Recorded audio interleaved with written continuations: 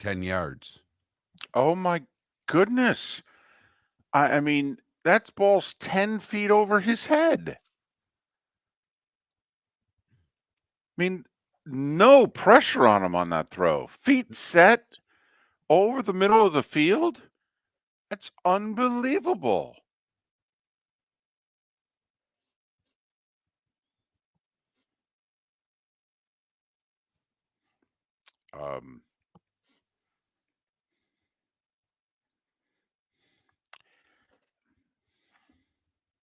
Do you know all the things that we said about Jaden Daniels?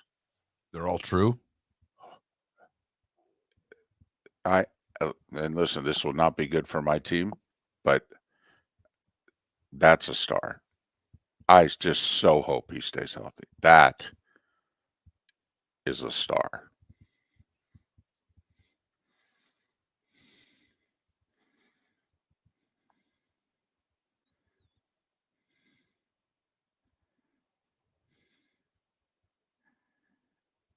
It's going to be a long football season in Florida. Oh.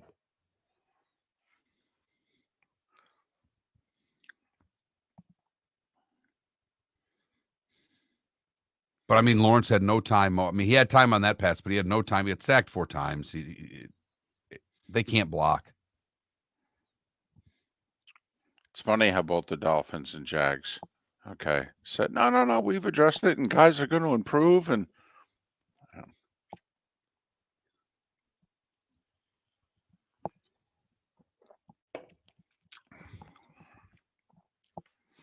so I was at a game last night that hadn't happened in at least 84 years.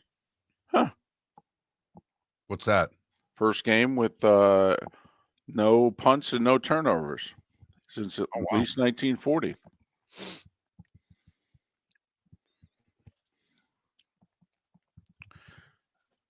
Halloween. Realtor Clark, I'm not kidding. I'm impressed if you make it to October. Who's still alive?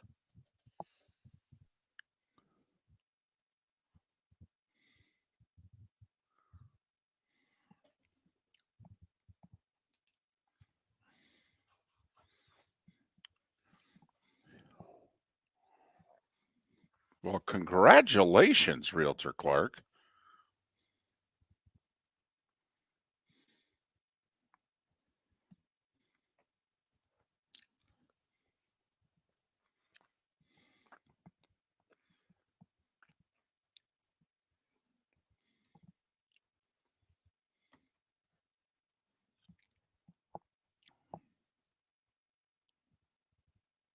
Nice one. Realtor Clark getting to week 3, I think, was impressive. How many people lost on the Bengals week 1? Me. I mean, you know how when enough people have been eliminated, we start the second survivor pool? Mine starts this week. I was going to yeah, the Bills lost both their receivers. And they lost their center. They lost their 2 safeties. Both linebackers. Right. Milano's out for the year. Yep. They look terrible. Really struggling. Oh, they've won a lot of September Super Bowls in Buffalo. It's the one in January and February they struggle with. Oh. Adam, come on. Last night was way beyond Jags going to jag. They're going to have a new everything. Yeah, except quarterback, because they haven't even started paying him yet. He's still on his rookie deal, you know. Which deal looks worse now? Trevor Lawrence, Tua Tagovailoa? There's our poll question right there. There's our poll question. And listen, Miller and Moulton are wrong about a lot of things. Moulton wrong more so than Miller. But you guys got to all back me up about Jaden Daniels. Come on now. We were both on. We were all. We loved him. We're all on Jaden Daniels. Loved us some Jaden Daniels. Third game last night. Oh, wow.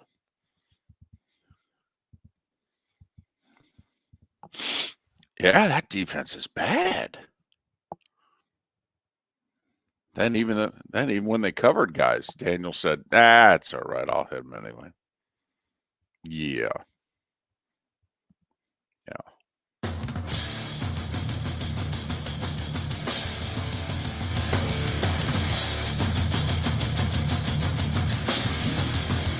You're listening to Miller and Moulton, coming at you from the Floormeister Studios. Floormeisters, keeping it real.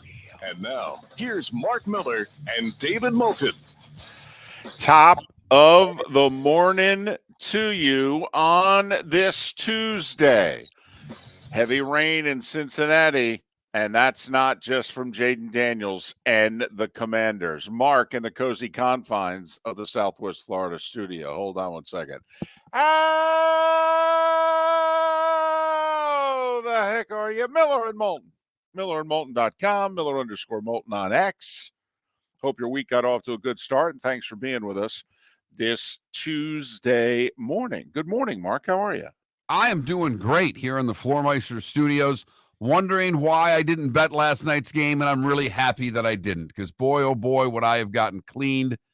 I thought the Jags were going to come out and give this season on the brink performance. Right. Everything on the line. Let's go. We've got to win this game. We're going to play hard. We've beaten this team twice. The last two times we've played it, we're not afraid of Buffalo. We're going to go in. We're going to get it done. Yeah. Keep going, Mark. You're on a roll. And Cincinnati, how could they lose to a Washington team with a rookie quarterback at home 0-2 with the desperation upon the Bengals? Right. They've been here before, 0-2. They don't go to 0-3. Not with Joe Burrow.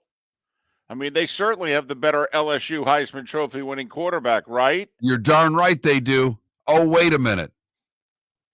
I think Jaden Daniels just threw another touchdown pass. If we told you that Joe Burrow and the Bengals, that Joe was going to throw for 324 yards and 3 touchdowns, and the Bengals were not going to punt, how much of your fortune, and fortune is relative, how much of your fortune would you have bet on the Bengals winning? Because I'm guessing a lot. Mark, Jaden Daniels might be better than we thought. I so hope he stays healthy. Honestly, Mark, have you ever seen a musical act very early in their thing before, all of a sudden the CD starts getting a big time review, or before they make their first talk show appearance, or, back in the day, they used to, get their 3 minutes on, the MTV show at 4 p.m. Matter of fact, I did. I was lucky enough in 1988 to see Guns N' Roses before they broke big. There so you I'm go. In a small venue before, Welcome to the Jungle video was out, but Sweet Child of Mine had not yet made them the worldwide superstars that they were about to become. Right.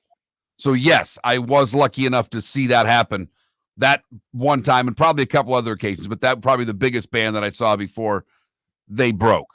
Last night you saw that act, didn't you, David? Well, who was it? Was it John Landis who wrote it 50 years ago, in which he said, I have seen the future of rock and roll, and his name is Bruce Springsteen, and it was before Bruce Springsteen, was known to all of us as Bruce and the Boss. And see, the thing we don't have to worry about musicians is them getting injured. Now, we do have to worry about them doing it to themselves. But, Mark, I feel as if I saw Guns N' Roses in 1988 at that small venue. I wasn't the only one. And I'm not just talking about because it was a fairly decent-sized venue, 65, 70,000 and all.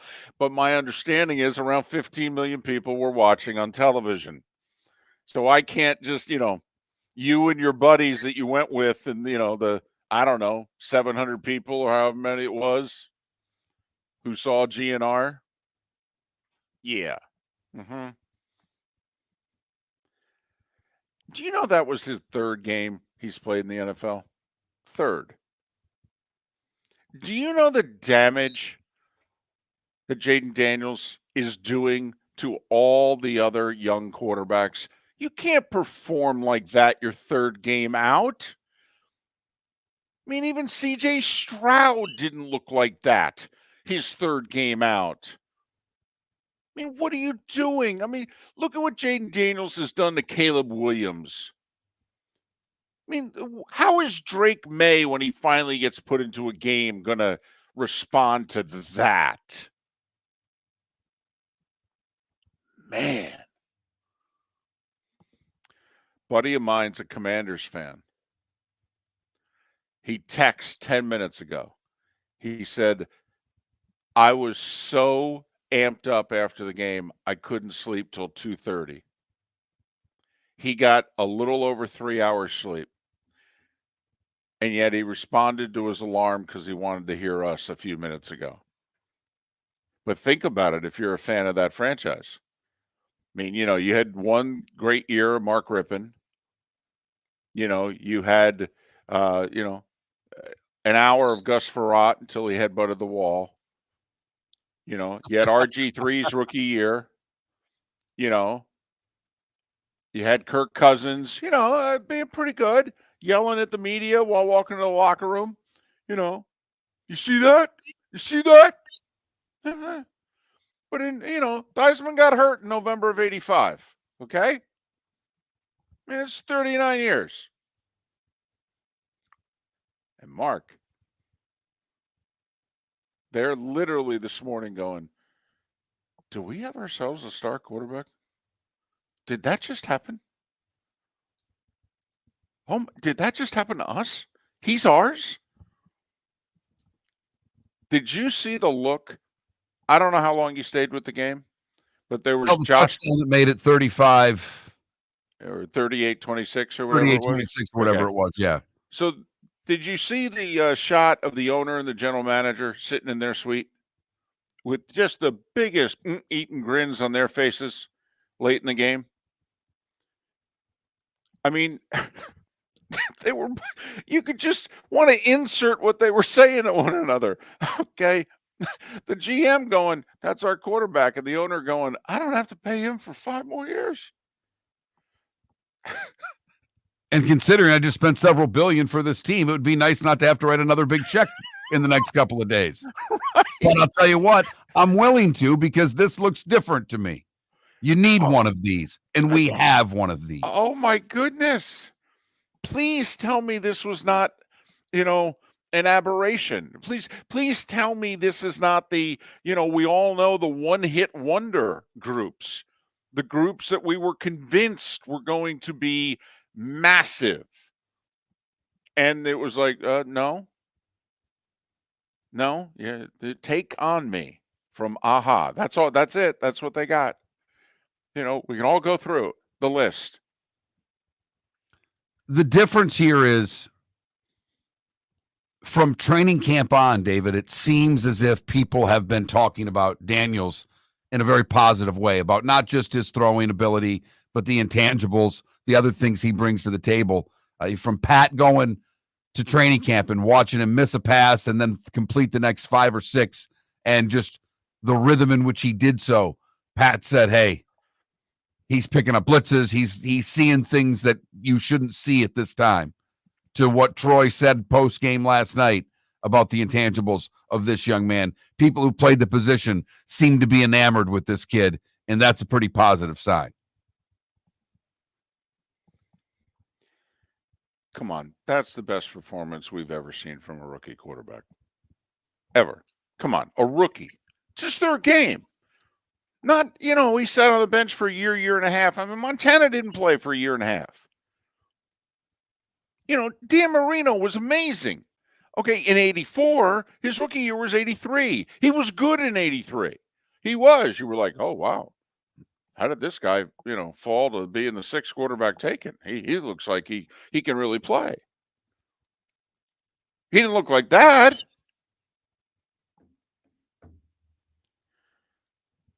I mean, I'm trying to rein myself in this morning. But I feel like when you went home from that concert in 1988, were you thinking to yourself, how are these guys not huge? No, actually, they're going to be. You knew it was coming. They were that good. They had that much stage presence.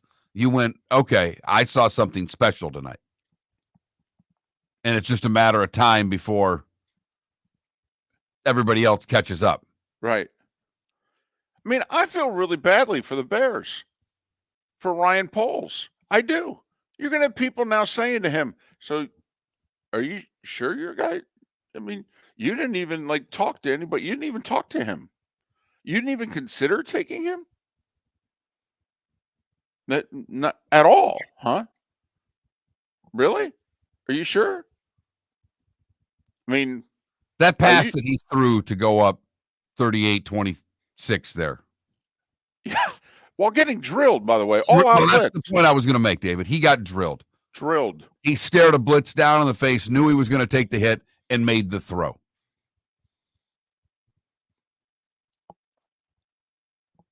Maybe it's just one of those nights. Maybe that's the best he'll ever play. I don't know.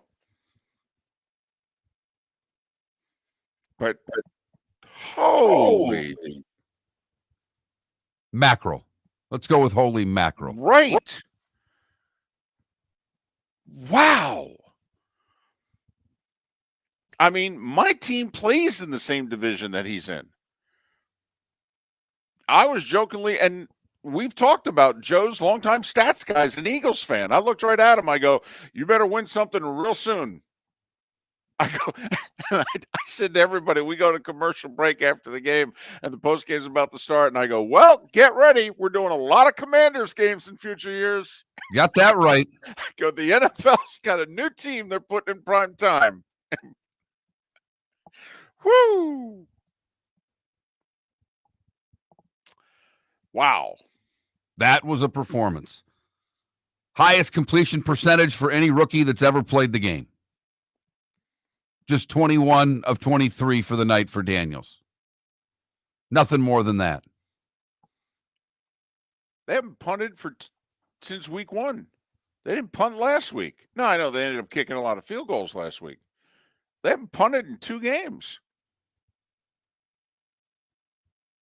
They haven't punted in 2 games.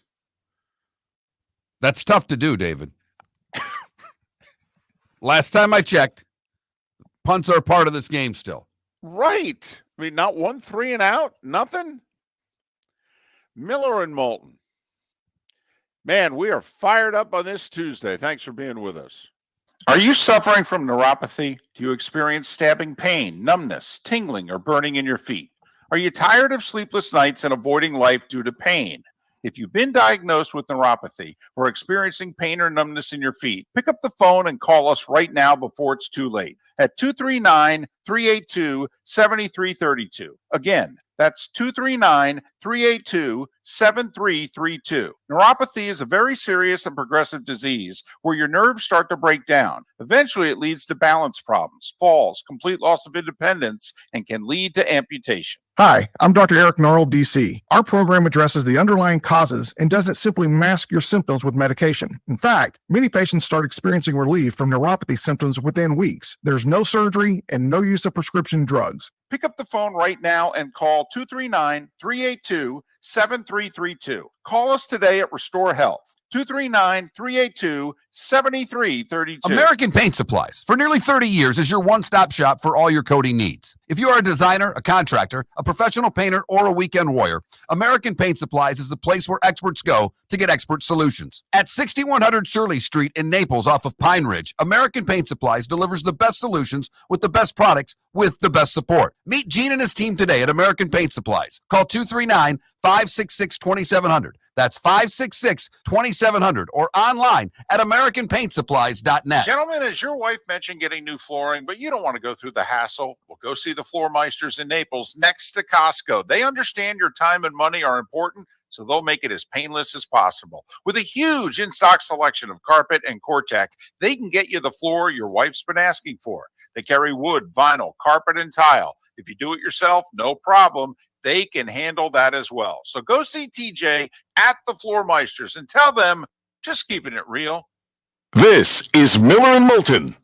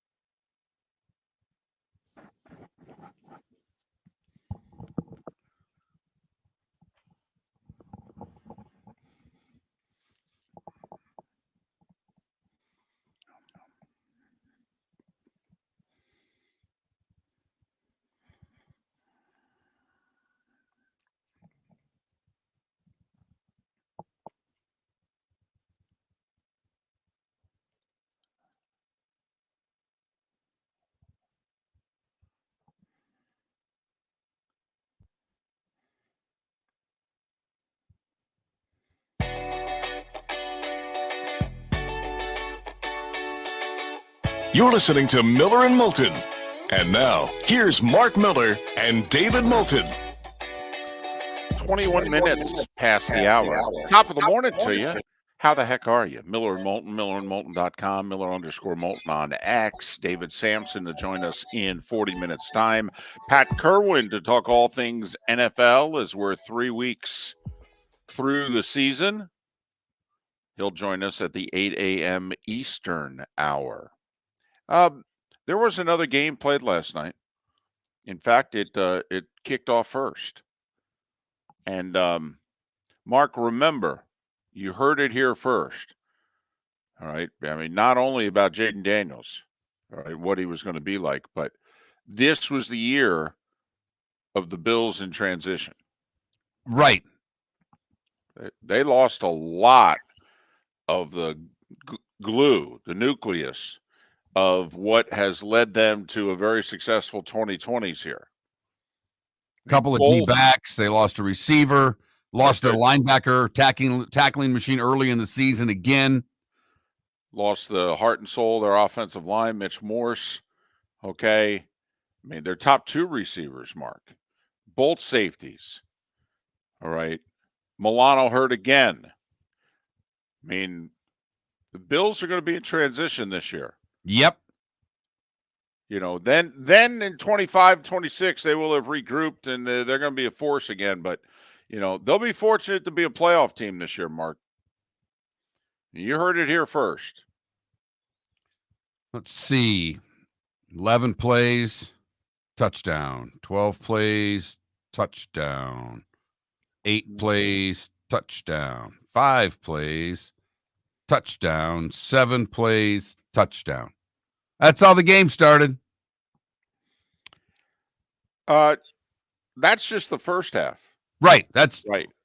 Well, is there any more to discuss after that, David? Well, no, not really. I mean, Josh Allen didn't even play much after that. Do you know they completed passes to 10 different receivers? 10 different guys caught balls. Hell, I don't even know how many more than that were like active on the roster to catch balls. David, it went so well in Buffalo last night that I think Diggs had a catch for the Bills. They gave him and Gabe Davis credit for one? Yep. Woo-wee. I don't know. You know, they look like they were rested. They look like they had, not played since like 2 Thursdays ago. They were fresh and ready to go. And what's that thing inside the NBA that Chuck and Kenny Smith do when a team gets eliminated from the playoffs? Are they gone fishing? Because let me tell you something. The Jags last night early on looked like, wow, they gone fishing. They done. They're awful. Whoa. What in the world? Mid-November last year, they're 8-3. And remember how they finished 2022? What, they go like 6-1 down the stretch? I mean, literally, they had just played an 18-game stretch where they were 14-4. Yeah. And now, their last 9 games, how's that going? 1-8 is how that's going. Trevor hasn't won since Thanksgiving, right? Right. He doesn't have the 1. Right. He's lost 8 in a row. Yeah. Uh-huh. And that offensive line can't block for him. Mark, and when he has time, he is missing receivers by 10 yards. Mark, back to the line, okay? Excuse me, sir. All right, that line's going to be better this year. All right? They added Morse, okay? Guys who were banged up are going to be healthy. They've invested first and second round draft picks all throughout that line. That line is going to be better, sir. Oh, no, wait. They're not. Same as the Dolphins' offensive line, Mark. Just because it's the same ingredients and the same personnel, okay, but now they're going to be better. Why? Because we say so. You know, Tua's broken, like literally. Physically, right. And who knows what we'll ever get from him again. says he's not going to retire. Everybody wants him to. When he comes back, we will see. But Trevor just looked horrible.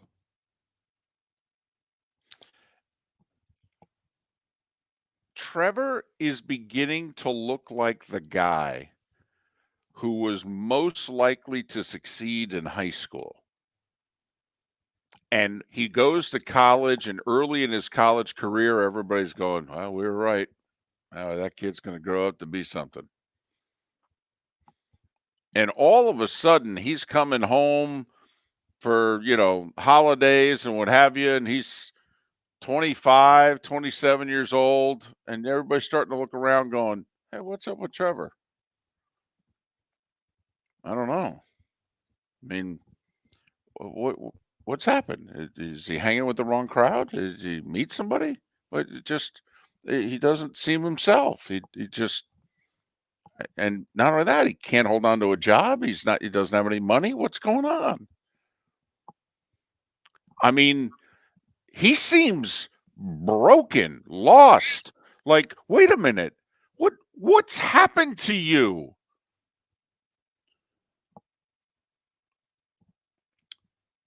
That interception he threw that Hamlin picked off wasn't in the area code of the receiver.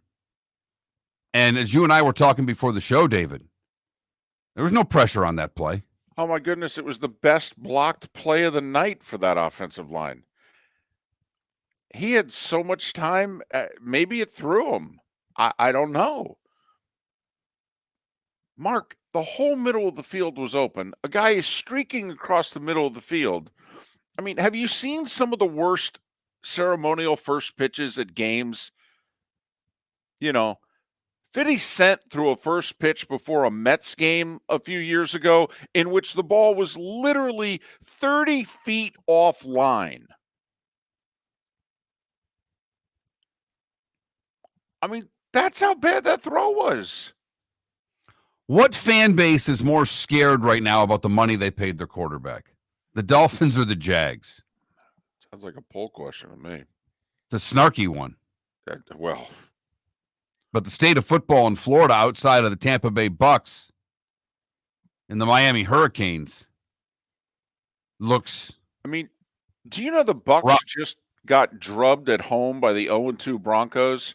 And they are feeling very good about themselves compared to the rest of the state of Florida. Wow. And the Canes are watching this going, I think we can beat everybody. No, even the guys on Sundays. I mean, tell you what, our offensive line's better. Tell you that.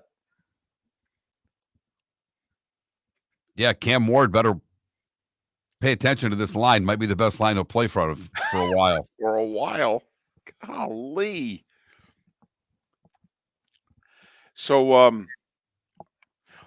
all right. Do you think the Jags quit last night, or did they just get shellacked?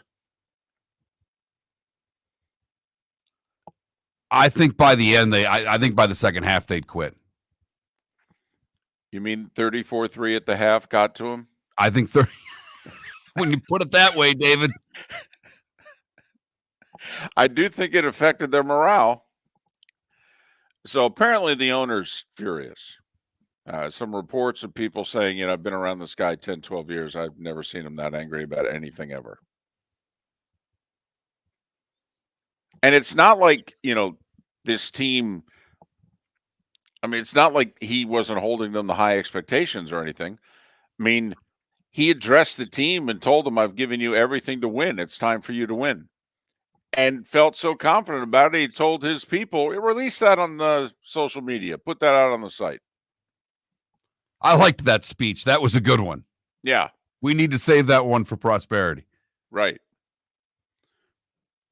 I mean, last night was so bad, do you think he's going to call up the city of Jacksonville and go, listen, I don't know. You guys have committed like $1 billion to me. I don't know if that's right.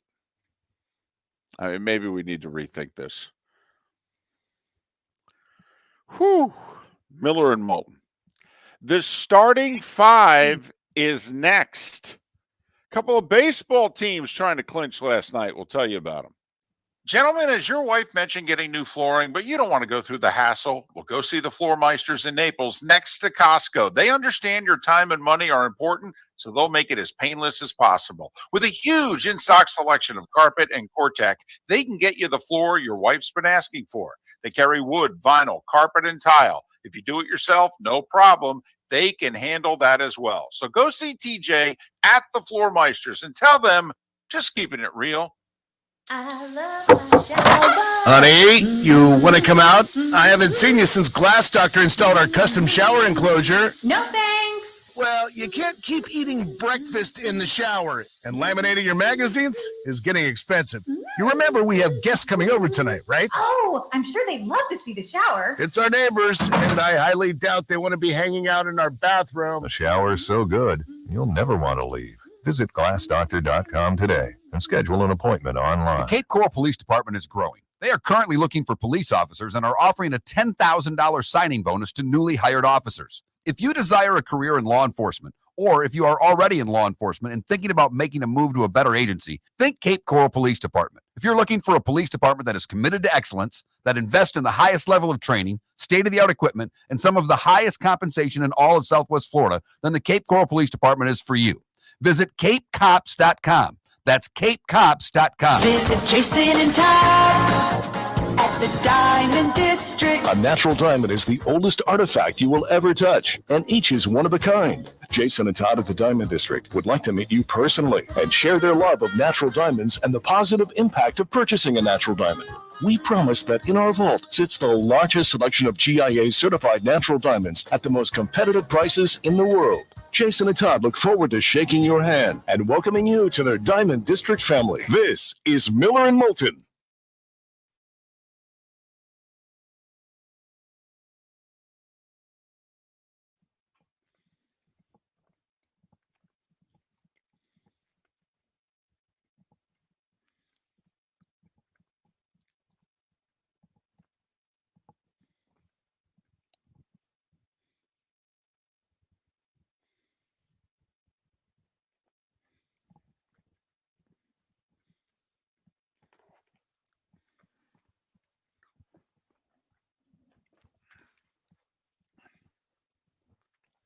Johnny O, why does it bother you so much if we talk bad? I mean, do we have to just sit here and suck up to every Florida team even when they're bad? I don't get it. Watched an all-time great performance last night. The best performance by completion percentage that a rookie quarterback's ever had in the history of the league. We opened with it. Apparently that wasn't good. Buffalo won by a gazillion against Jacksonville, a Florida team. What? Tell me how you would have done the show.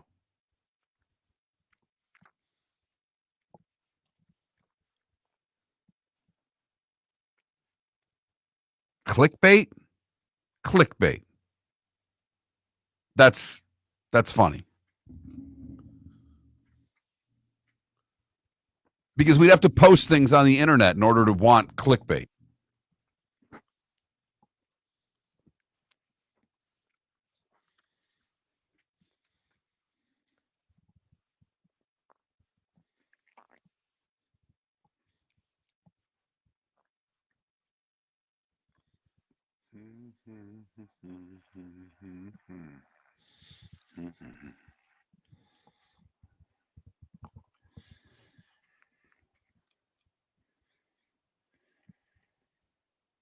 For those of you that were in here saying the stream wasn't working, I should be now. I hit the button. Now I know where the button is. I didn't know where the button was before, David. I had to text Trent. Okay.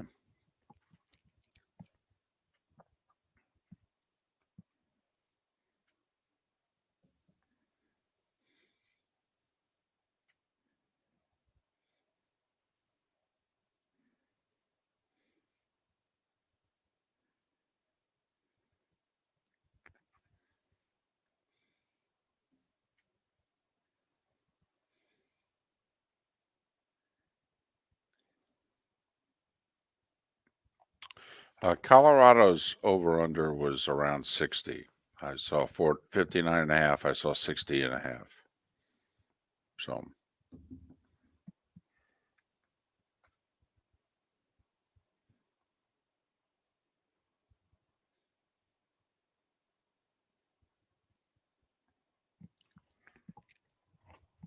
But yes, there are over-unders that are very much in play.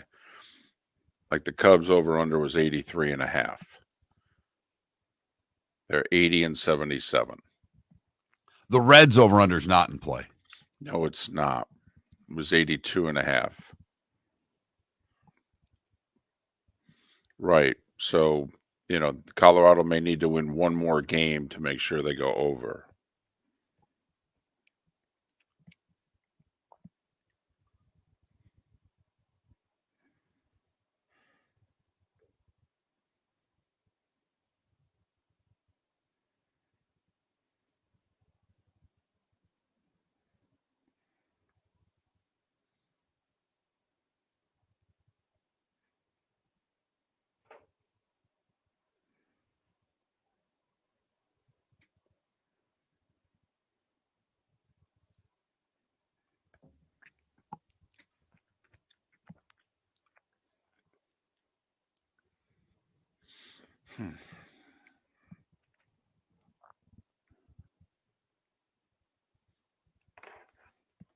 That would really upset me, Realtor Clark. Actually, don't they already have? No, they've got 81 losses. The best they could do is 81. Yeah. I happened to look this morning. I have a problem.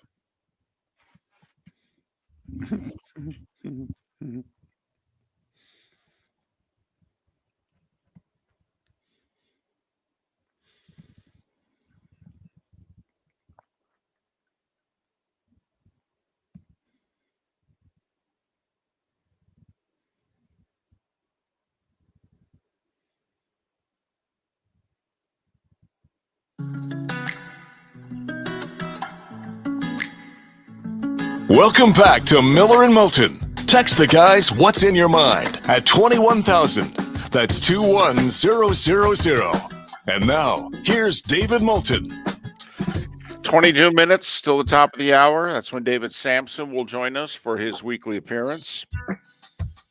On this final week of the baseball season, college football's 4 weeks in, the NFL's 3 weeks in. We're still in September, though. Still got a lot to go. We're just technically into the fall. So, Miller and Moulton, millerandmoulton.com, Miller_Moulton on X. Big night last night. Let's get to it. Time for The Starting Five. 5 big stories you need to know. Here is The Starting Five. not one, but 2 Monday Night Football games. The first of 3 weeks in which they will do that. 2 in a row, because they'll do it again next Monday. And then I think they wait until December before they do it again. But the first up, Jags. 0-2 Jags. Season on the line. Can't go 0-3. But they've done well against Buffalo in the last couple of years. Trevor Lawrence has beaten Josh Allen twice. I think Josh Allen knew that. I think maybe he was bothered by that. Because he threw 4 touchdowns in the first half. And, Trevor was sacked 5 times. And the Jags in the first half, by the way, had 70 yards of offense for the half. 5 first downs. Right. So the Bills had as many touchdowns as the Jags had first downs in the half. Yeah, 34-3 at the half became 47-10 final. One team is 3-0. The other is 0-3. Huh. Heartwarming moment in the game. Damar Hamlin with his first career interception. Pretty good for a guy who died on a football field 630 days earlier. Had to be brought back to life, huh? Not bad. So, we'll try not to focus on how bad the past was. We'll just focus on the good. Okay. Try to be glass half full today. Okay. It's not our nature, but we'll give it a shot. Right. Well, I don't know if I can make it through this segment, but I'm trying. Good. Well done. Thank you. Bills now one of 5 3-0 teams, joining Seattle and Minnesota in the NFC, and Pittsburgh and Kansas City in the AFC. So there. The Bills were, I believe they were 5-5 last year, and they fired Ken Dorsey as offense coordinator and handed the reins over to this Joe Brady guy. And they haven't lost a regular season game since. Yeah, only game they lost was in the playoffs to the Chiefs. And let's face it, if you're in the AFC, everybody loses in playoffs to the Chiefs. Kind of a rite of passage. Jags become one of the 3 0-3 teams. They joined Tennessee and Cincinnati, who they weren't supposed to lose last night. They were 7.5-point favorites at home against the Washington Commanders, for goodness sakes. I mean, not a good team. All right. Yeah, they've got a young quarterback with potential. Got a good wide receiver in Terry McLaurin, but come on. What else do they have? Well, apparently you don't need much more, because Jaden Daniels threw 2 incompletions for the game. He was 21 of 23, 254 yards, 2 touchdowns. He also rushed for an additional 39 yards and a touchdown. And it's not like Joe Burrow and the Bengals were awful. I mean, they scored 33 points. He threw for 324 yards and 3 touchdowns. The Bengals didn't punt. They didn't turn it over. They scored 33 points, and they lost. 38-33 Commanders.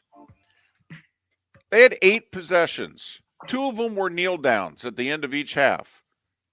The other 6 possessions, 5 touchdowns and a field goal. So that's right. The Bengals didn't punt, and they didn't turn it over, and neither did the Commanders. How rare is a game with no punts and no turnovers? Mark, you ask. How rare is it? Thanks for asking. Put it this way. We weren't involved in World War II yet. They've gone all the way back to 1940. They still haven't found a game with no turnovers and no punts. They're digging back further than that. So there you go. Washington's now 2-1. And the Bengals are now the Bungles, and they're 0-3. Joining Tennessee and Jacksonville. Right. Other NFL news, and you're not going to believe this, but it's a bunch of injuries. Huh. No. How about that? 49ers, got to admit, they were a really good team. We're just not sure who's going to be left. Brock Purdy had to have an MRI on his back. It's apparently bothering him. Which is funny because he completed 70% of his passes for like 300 yards and was tremendous on Sunday. But apparently his back's bothering him. Christian McCaffrey, this Achilles tendonitis. I don't want to say it could become a thing, but he flew to Germany to meet with a doctor to get it looked at. That's a long day at the office. Well, that's a long way to go about your Achilles, isn't it? Right. Javon Hargrave, he tore his triceps. He's out for the year. Now, remember, they're already without Debo. They're without McCaffrey. And Kittle didn't play this past week. That's right. Kittle didn't play this past week. And yet Purdy was still tremendous without those 3. Right. Yeah, he going to get paid. Just saying, he going to get paid. LA Chargers, listen, you may want to take the Chiefs in your survivor pool this week. I know you don't want to, but here's what I'm just saying. They're going to be without both their starting tackles when they take on the Chiefs. Both Slater and Alt are going to miss the game with injuries. Safety Derwin James has already been suspended for the game for repeated dirty hits. So there. Oh, yeah, and Herbert couldn't finish the game against the Steelers because he re-aggravated his high ankle sprain. And even if he tries to go, he's clearly not 100%. So, I don't know. I'm just saying you might want to take the Chiefs. But that's me. And what do I know? Lions lost defensive end Marcus Davenport for the season. He also tore his triceps. And the Raiders are, quote, continuing to evaluate, unquote, whether or not they're going to change quarterbacks. For those that want to know, we've had a few people ask in our Twitch chat room. Mark, I don't know if they've asked at 21,000 on the text line. So when Antonio Pierce, after the game Sunday, said that there were players out there making business decisions, what does he mean by that? He means that they stopped playing hard because they didn't want to risk injury. So that's why Antonio Pierce threatened to get rid of them, okay, if they don't want to play hard. So we'll see what the Raiders do. May bench their quarterback, may just cut a couple guys just because, well, I don't want to see his face anymore. Huh, okay. Did the Jags make business decisions in the second half yesterday? No, I think they made them in the first half. Hello. Whoa. College football news. You know, we didn't talk about this yesterday.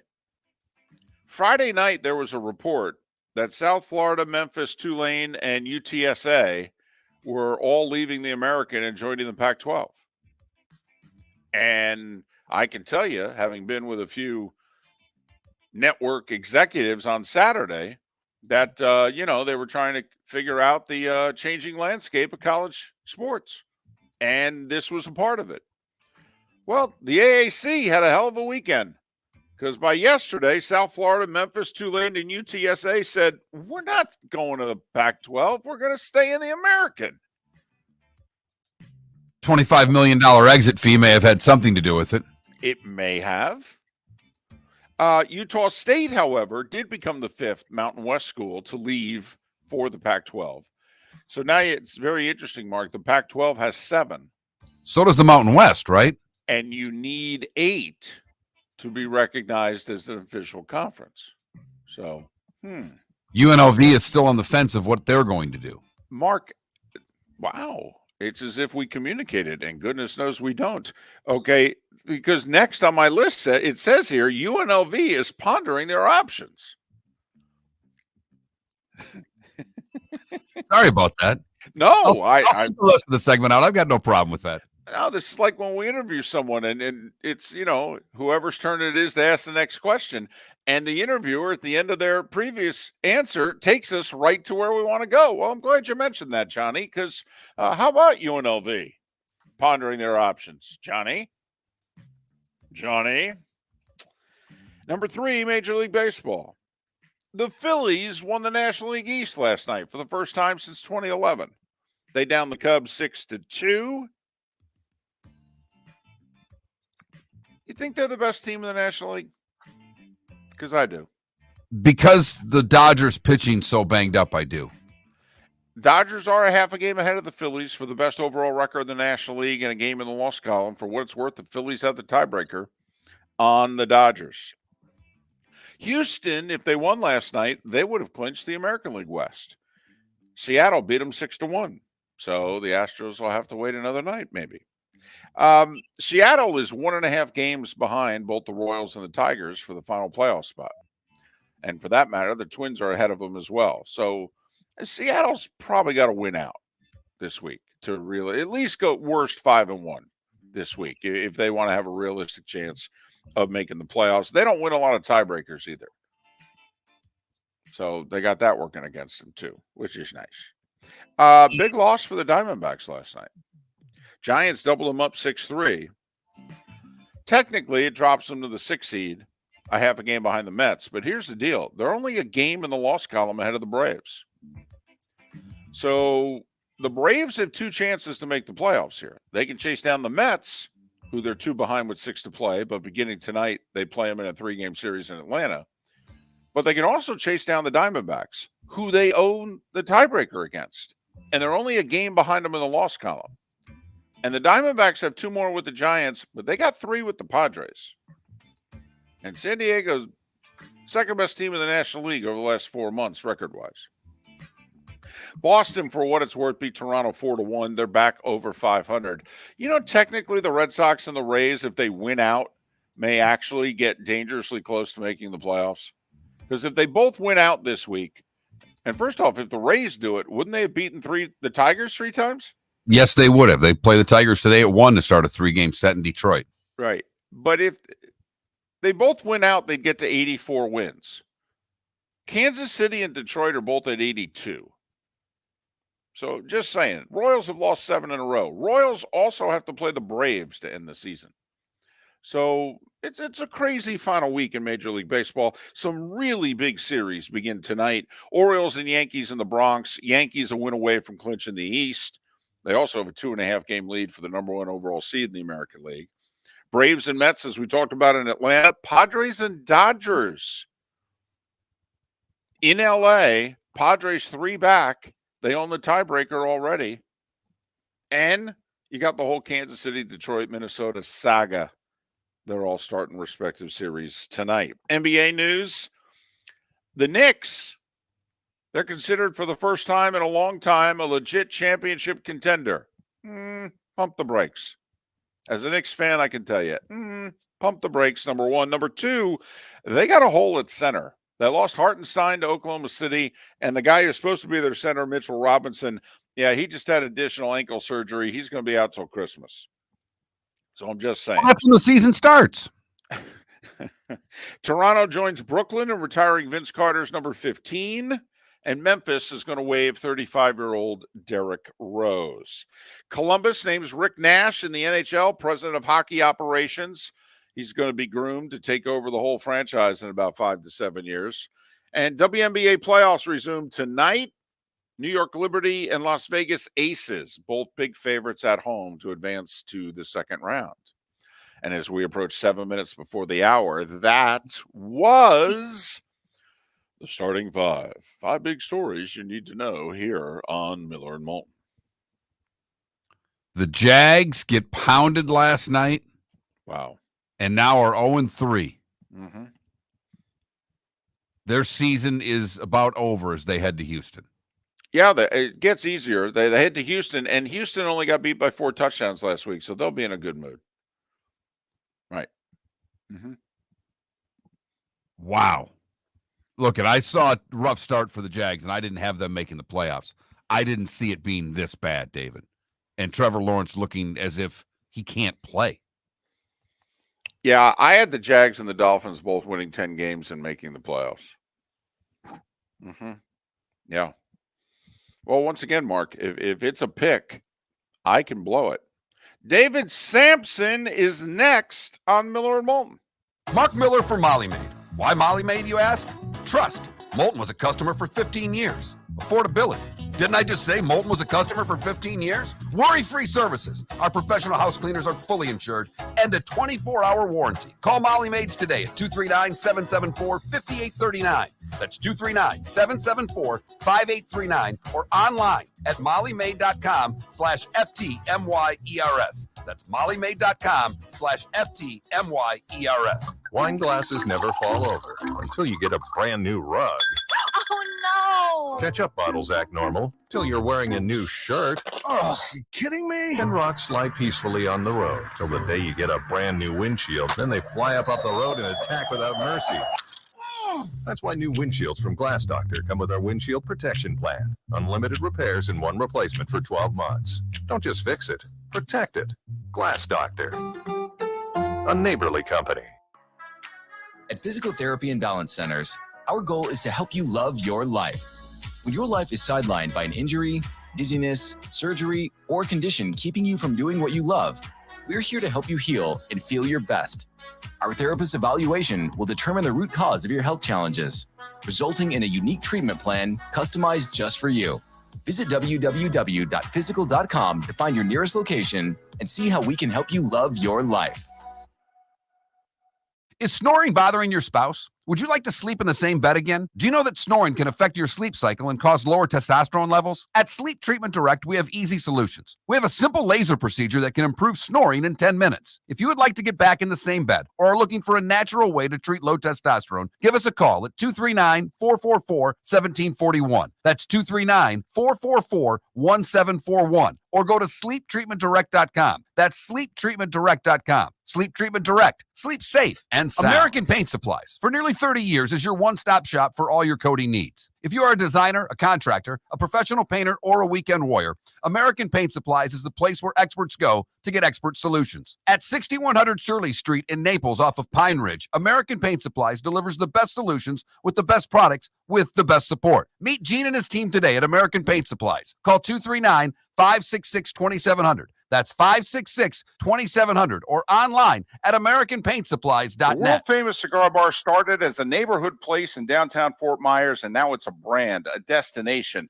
with 4 locations. The original place, Henry Street, Fort Myers, Gulf Coast Town Center, on Southeast 47th Terrace off the Cape Coral Parkway, and the Lounge on West 1st Street in Fort Myers. A place to go, whether you just need a relaxing drink and a smoke after a tough day at work, or a place to go celebrate. From relaxation to celebration, the world famous cigar bar. This is Miller and Moulton.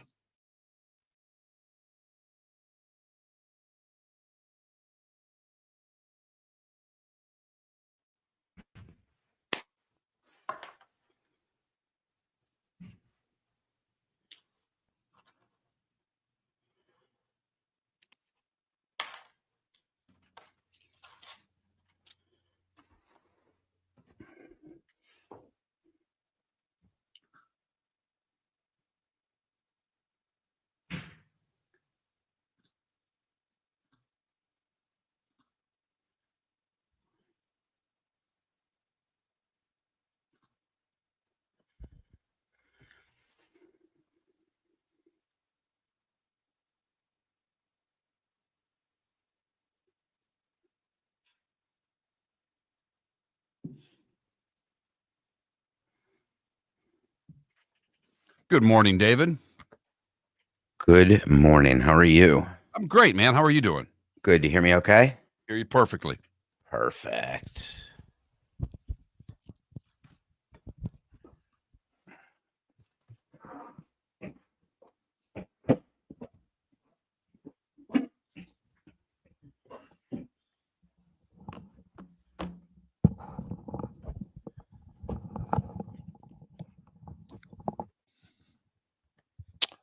Good morning. Good morning. Which city you in? Cincinnati, technically Covington, Kentucky, just across the river. You got the better game. Yeah. Yep. And you saw some history with Jaden Daniels, I believe. Also, first NFL game since 1940 without a punt or a turnover. But yeah, best ever performance by a rookie quarterback. First I game felt- without a turnover or a punt Yeah. since 1940. It's the second game this year, I think, without a punt, but it's the first game in 84 years without a punt or turnover, without both. I think I'm going to steal that from you. Well, go for it. Thank you. At least we can contribute something to your show. Stop it. You stop it now. Tell you what, we give 2-3 of those a week from now until, for the rest of the time, we'll almost have made up this exchange. David, I felt like last night watching Jaden Daniels the way I felt when I watched Dwight Gooden in 84. Oh, stop it. Okay. I mean, let's not get too full of hyperbole here. I'm just telling you how I felt. Oh, that's true. I mean, Gooden was 19, and it was like, huh. If there are no punts and no turnovers, that means there's scoring on every possession. Yes, the Is there a Commanders had third the ball. outcome that I'm not thinking of? Nope. Kneel downs at the end of half. Yeah, the Commanders knelt down at each half, but they had the 6 times they actually tried to move the ball. They had 5 TDs and a field goal. The Bengals scored on every possession, but one they missed a 48-yard field goal. Got it. So missed field goals and kneel downs.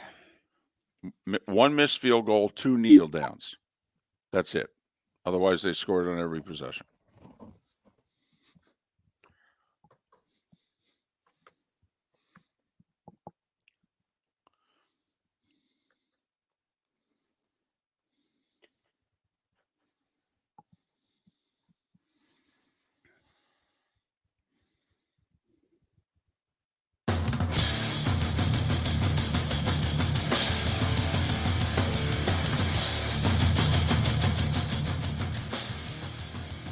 You're listening to Miller and Moulton, coming at you from the Floor Meister Studios. Floor Meisters, keeping it real. And now, here's Mark Miller and David Moulton. And thrilled to be joined at this day and time every week by David Samson. He have nothing personal with David Samson, an award-winning show, podcast, if you will, done live every weekday at 8 a.m. and then rebroadcast at 10 a.m. on the DraftKings network, right? Do you remember when I was dark last week and I couldn't get my video to work for the first time in God knows how long? Yes. Right. I just would like to follow up and say that it was total user error. Total. Just complete. I blamed the internet, the cable companies, the Wi-Fi providers. I blamed my doorman. I'm just saying I was ready to blame everybody. I blamed you guys. You don't have enough technical people helping you. Right. Turns out it was just me. Turn it off, turn it back on again. Everything worked fine.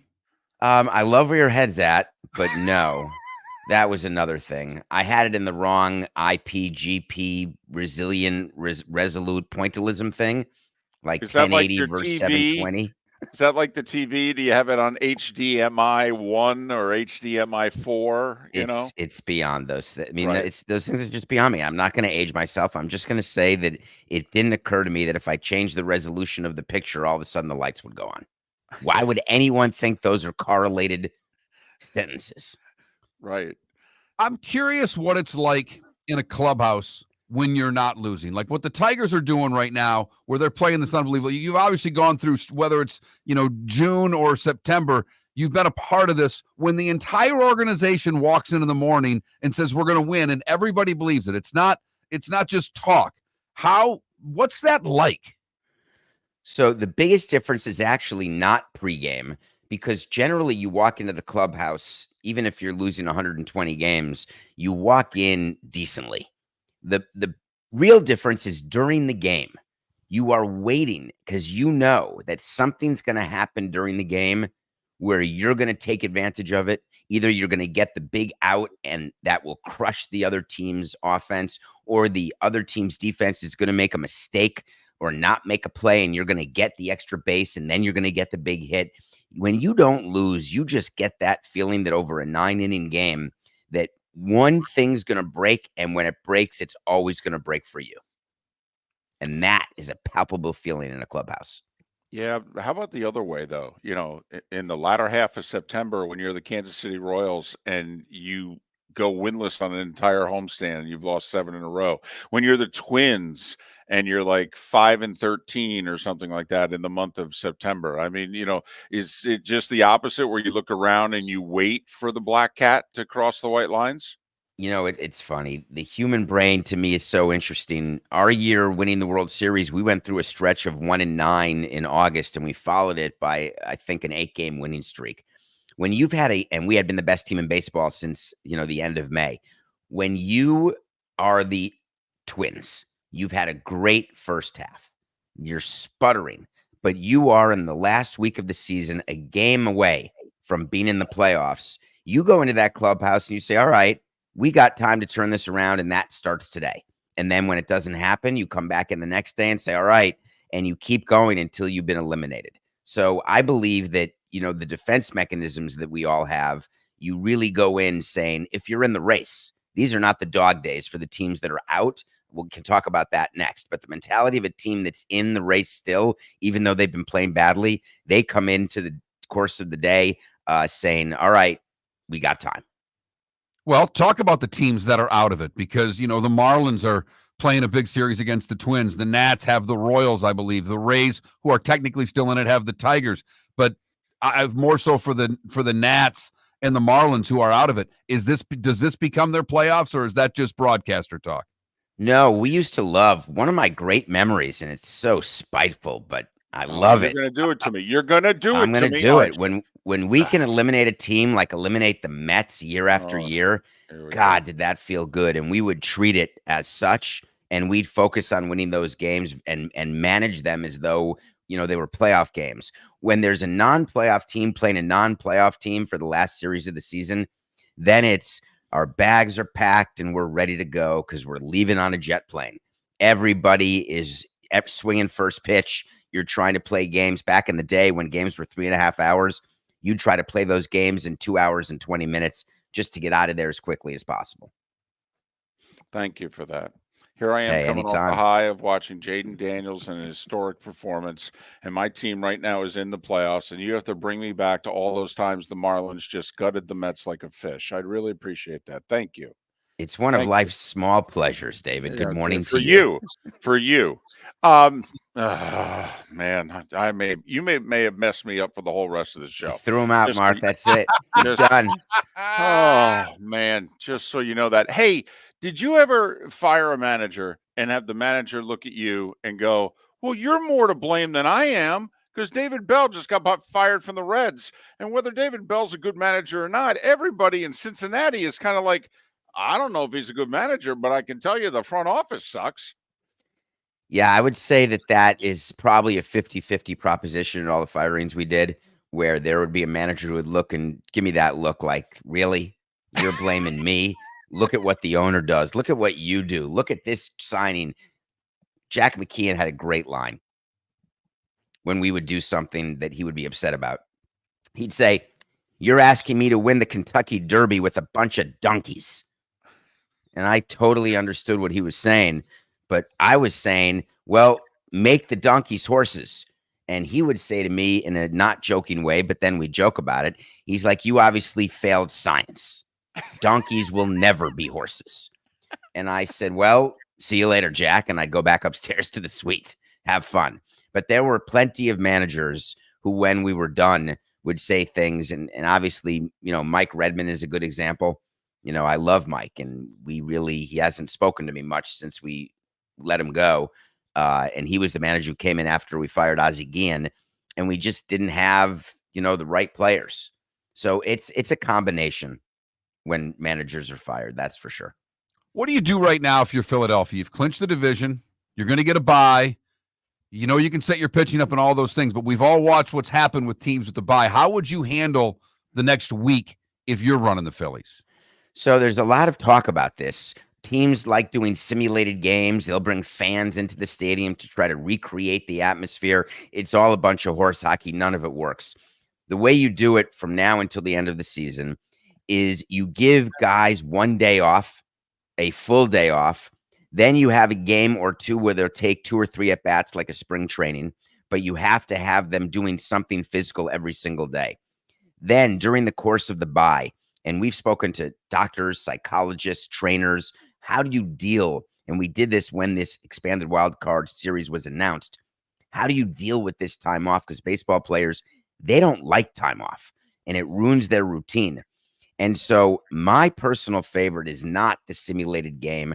My personal favorite is extended days of batting practice, but also individualized attention to what a specific player may need, which means you communicate with your team. Some players, give me 4 days off. My body hurts. I'll be ready to go. Some guys say to you, man, I need competitive at-bats. And when that's the case, you make sure that you've got minor league non-roster pitchers around or somebody at the back end of the bullpen who will throw to that person with speed, velocity, with different pitch choices, different pitch selection, and have a real at-bat. But you cannot, and you'll hear a lot about this, guys, you can't really simulate game action during this off time. It doesn't work. He's David Samson. Nothing Personal with David Samson is recorded live at 8 a.m. every day and then rebroadcast at 10 a.m. on the DraftKings network. Ohtani, he's at 53 homers, 55 steals. And Dave Roberts has thrown out there that he may be healthy enough to pitch an inning here, an inning there in October. But just on Ohtani, okay. Is this the greatest thing you've ever seen in baseball? Man, if he's on rehab from Tommy John going 53, 55, that's pretty good. I've never seen anything like that. I would just tell you that he's not going to pitch an inning in October. I promise you that. As a matter of fact, I will take over your show and give you a Tuesday off and do the entire, is it 4 hours you guys are on every day? 4 hours. You guys are amazing. I will sit in for you and do 4 hours. the next day or a Tuesday because you'll be so tired. Give Wait a you the minute. day off. And Do my we- fee will be $0. Do we get to do nothing personal that day? By the way, I am not a no on that. If Shohei Ohtani pitches, I will commit to doing your show for 4 hours live, 6 to 10 a.m. He's not Wow. pitching in the postseason. Okay. Not that I'm saying, by the way, here's a funny little side note. I'd love to do your show for 4 hours because I love your show. But there's no chance the Dodgers pitch Ohtani. Is it purely Seriously. financial? I mean, even if he was close, is this just financial, the long-term investment? Let's just say the doctors clear him. You're saying he doesn't pitch. The doctors will not clear him to pitch. He has not gone through any of the steps that are now required to get back into a Major League Baseball game. And there's nothing they can do between now and November 2nd that will get him to that point. I don't care the PR of the he's facing hitters, he's throwing off a bullpen. Whatever they tell you he's doing, he is not pitching in the big league game. It's way too risky. Did you ever have a team that was in your head? Because the Braves are in the Mets' head Of course. for 25 years, and now they have to go to Atlanta and face, as Pedro famously said, their daddy. Okay. Did you ever have a team in which you just knew we couldn't beat these guys with a subpoena? We spent years not able to beat the Phillies, and then we got them. We got them 1 year, and that was the big year. But yeah, there are teams that you just don't play well against for whatever reason. And it's this frustrating part is that it's with different players over the years. So it makes no sense at all. And so we'll have a team meeting about that. Like, why do you guys care about this team? Stop it. You can't even name any of the players who were on our team when we started losing to this team. You know, you haven't helped me this morning, just so you know. You've helped me, though. When I see him get in that fetal position, even though I need him for the show, I enjoy that you got him with it was like a quick combo. It was a left-right. It stunned him and left him in the corner for a standing 8 count. See, Tuesday mornings during the football season are so easy for me because he's exhausted. He's grumpy. He's sitting in a hotel room somewhere near WKRP. And all I got to do is talk a little Mets. And that's the end of it for the guy. So I get it. And you're of the age where 2007 seems like yesterday. Really, it's easy pickings. I'm not saying I don't love you. I'm just saying you make it so easy. Like, why wouldn't I? I'm emotionally fragile. Okay. Thank you. Look at David Samson. Nothing personal with David Samson. Boy, with sweet talk like this. Wow. American Paint Supplies, for nearly 30 years, is your one-stop shop for all your coating needs. If you are a designer, a contractor, a professional painter, or a weekend warrior, American Paint Supplies is the place where experts go to get expert solutions. At 6100 Shirley Street in Naples off of Pine Ridge, American Paint Supplies delivers the best solutions with the best products with the best support. Meet Gene and his team today at American Paint Supplies. Call 239-566-2700. That's 566-2700 or online at AmericanPaintSupplies.net. Gentlemen, as your wife mentioned getting new flooring, but you don't want to go through the hassle, well, go see the Floor Meisters in Naples next to Costco. They understand your time and money are important, so they'll make it as painless as possible. With a huge in-stock selection of carpet and Cortec, they can get you the floor your wife's been asking for. They carry wood, vinyl, carpet, and tile. If you do it yourself, no problem. They can handle that as well. So go see TJ at the Floor Meisters and tell them, just keeping it real. Mark Miller for Molly Maid. Why Molly Maid, you ask? Trust. Moulton was a customer for 15 years. Affordability. Didn't I just say Moulton was a customer for 15 years? Worry-free services. Our professional house cleaners are fully insured and a 24-hour warranty. Call Molly Maids today at 239-774-5839. That's 239-774-5839 or online at mollymaid.com/FTMYERS. That's mollymaid.com/FTMYERS. Wine glasses never fall over until you get a brand new rug.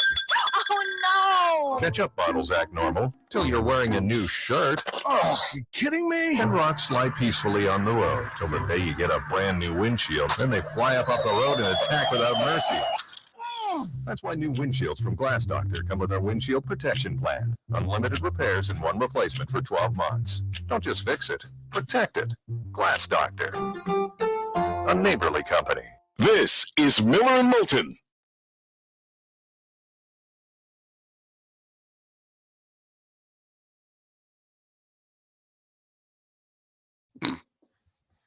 Somewhere near WKRP.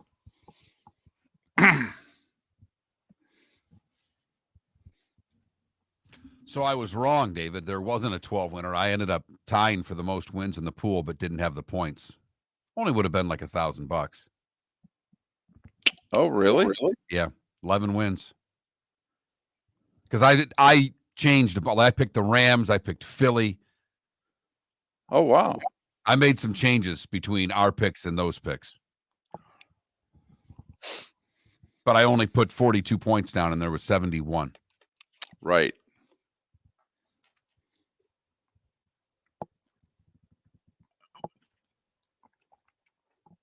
Oh, Samson's killing me. He's just toying with me emotionally.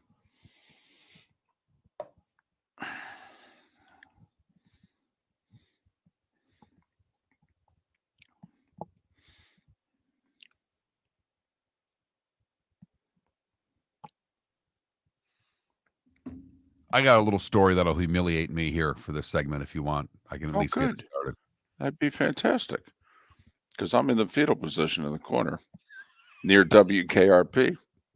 Hey, push that mic a little closer to your mouth. You got quiet that segment for whatever reason. Huh. Okay. All right. Thank you. Sure.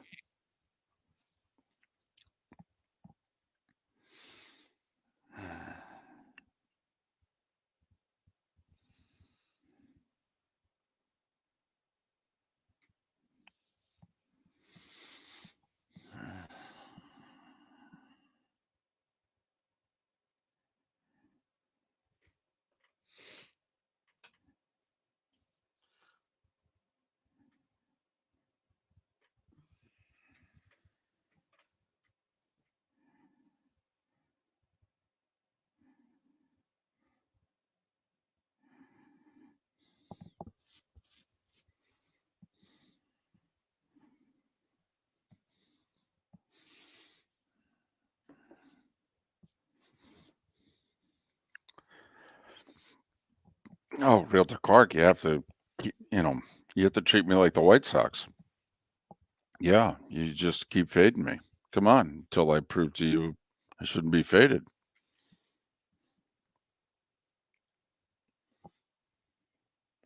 Oh, we're in last place in the Jacksonville Pick'em, everybody. Oh, yeah. I think we are. I mean, I don't know how the other, but we were in last place and we went 3-3, so.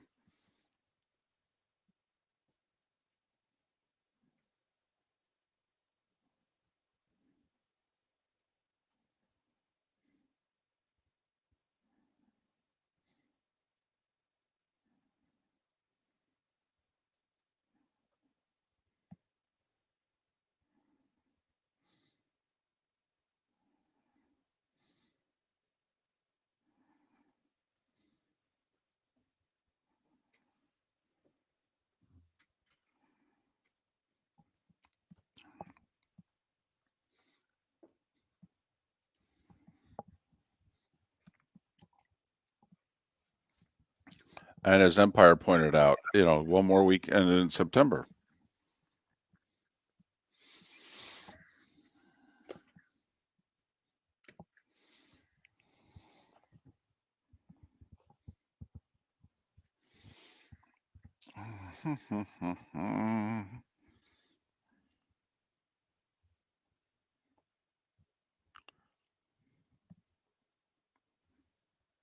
So, Super Joe, you're claiming the Jags are worse than the Gators? It's tough to argue. But get ready.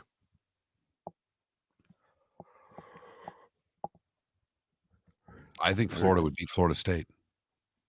Well, I think they're a 1.5 point favorite right now in the game.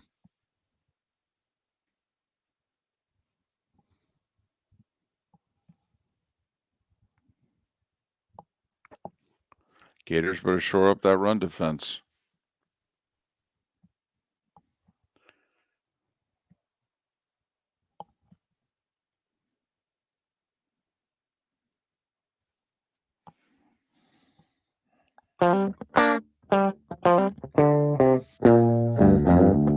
You're listening to Miller and Moulton. And now, here's Mark Miller and David Moulton. 21 minutes past the hour.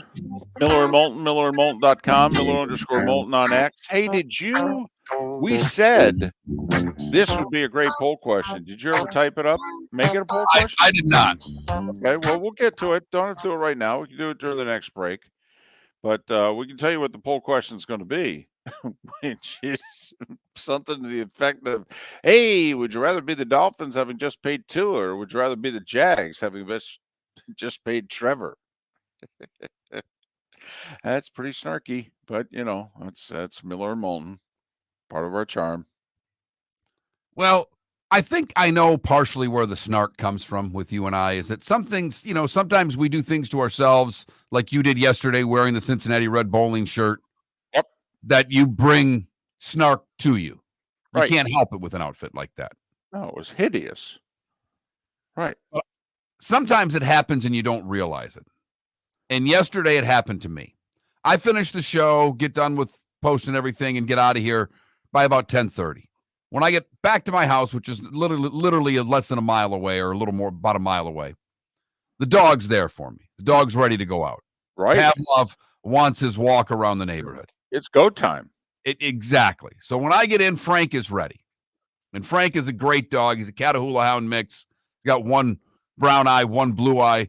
Was an extremely good-looking dog. He's older, and he has a skin condition, which has caused his skin to droop. And I mean, like almost down to the ground droop. So the only way to keep Frank on this planet, or one of the ways, is he has to wear clothes. He has to wear like a shirt, so it keeps everything right up and compact and not dragging on the ground. Okay. So we dress our dog. That's a 70+ pound dog. And nothing is more embarrassing than dressing a full-size dog. You want to dress your little Lhasa Apso, your little toy, whatever, knock yourself out. I think it's, something, but go do it. I mean, the only person I know that really dressed big dogs on a regular basis was your wife. Right. She would. Rufus the Bulldog. Yeah, Rufus the Bulldog would be wearing outfits and dresses and what have you. And my wife just loved it, thought it was spectacular. And the dog would look at her like, I don't think I love you anymore.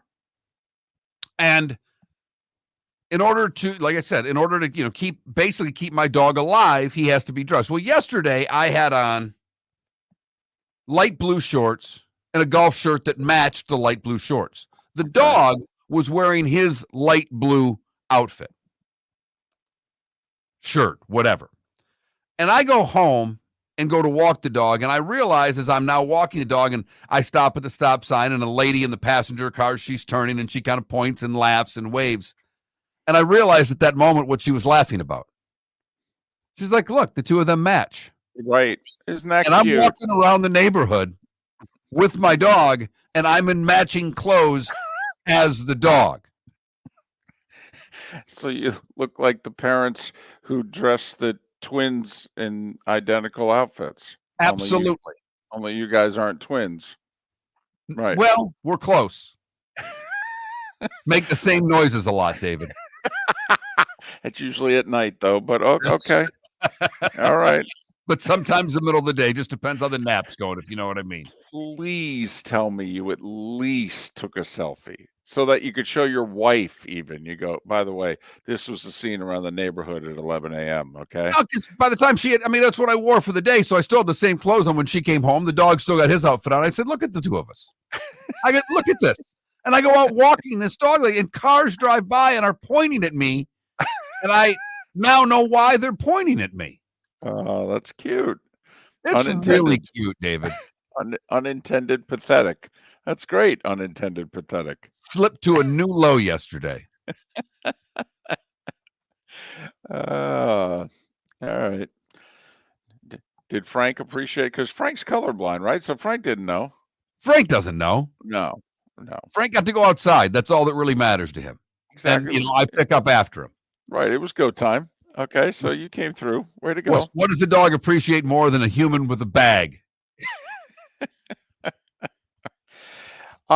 Listen, week 3's over, so here are the final stats. You ready? Yep. Home teams went 7-9. That means we've played 48 games. Home teams are 24-24. That's giving Philadelphia credit for a home win in Brazil. Hello. Underdogs went 8-8 against the spread. Underdogs are 24-22-2 so far on the season. So it doesn't matter if you're home or away. And if you're a favorite, you're not even covering half the time. And hey, it's a good thing in that other league that you're in that you changed a bunch of picks, because I think in our league, straight up, you and I both went 8-8 this week.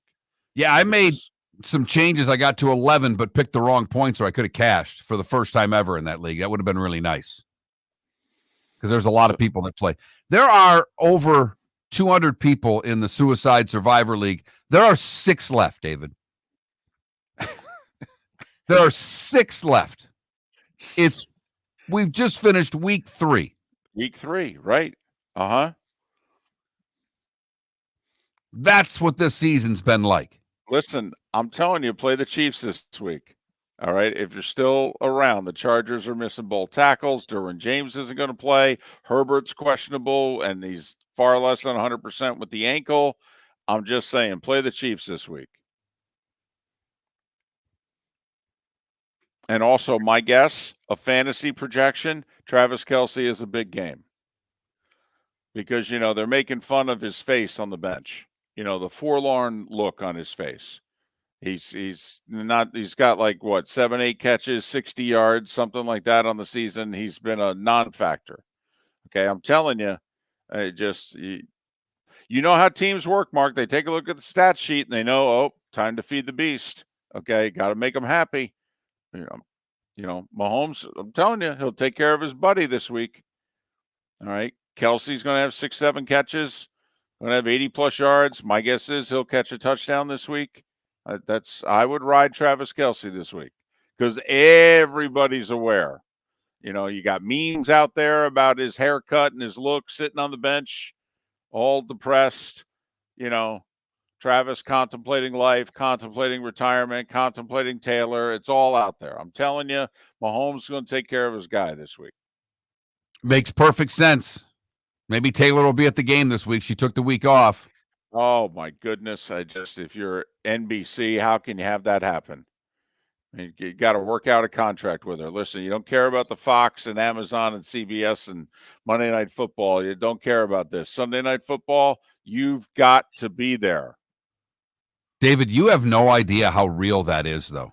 My daughter asked me for a Chiefs 87 jersey.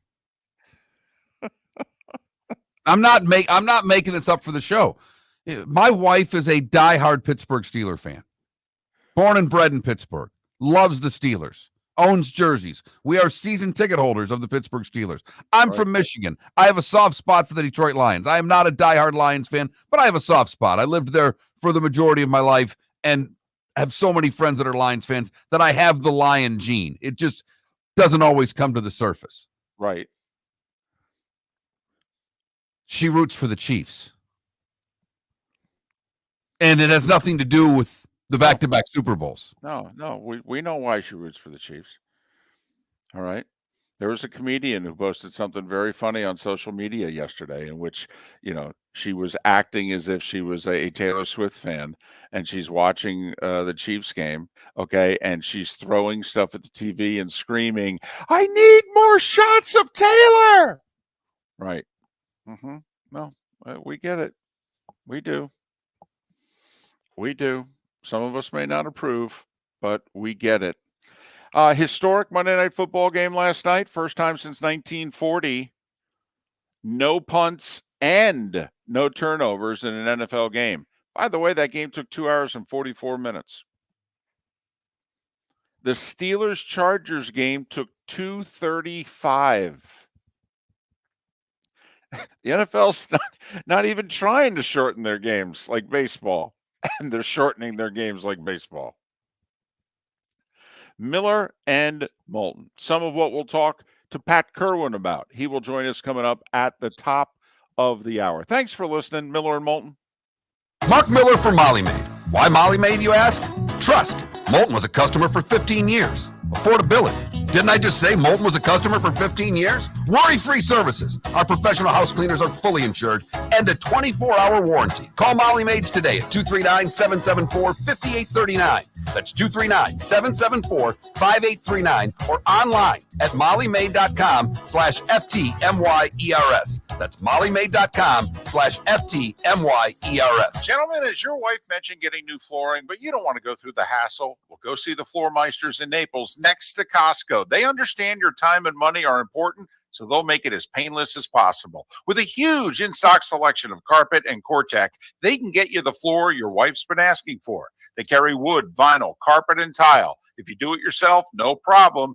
They can handle that as well. So go see TJ at the Floor Meisters and tell them, just keeping it real. At Physical Therapy and Balance Centers, our goal is to help you love your life. When your life is sidelined by an injury, dizziness, surgery, or condition keeping you from doing what you love, we're here to help you heal and feel your best. Our therapist evaluation will determine the root cause of your health challenges, resulting in a unique treatment plan customized just for you. Visit www.physical.com to find your nearest location and see how we can help you love your life. The Cape Coral Police Department is growing. They are currently looking for police officers and are offering a $10,000 signing bonus to newly hired officers. If you desire a career in law enforcement, or if you are already in law enforcement and thinking about making a move to a better agency, think Cape Coral Police Department. If you're looking for a police department that is committed to excellence, that invests in the highest level of training, state-of-the-art equipment, and some of the highest compensation in all of Southwest Florida, then the Cape Coral Police Department is for you. Visit capecops.com. That's capecops.com. This is Miller and Moulton.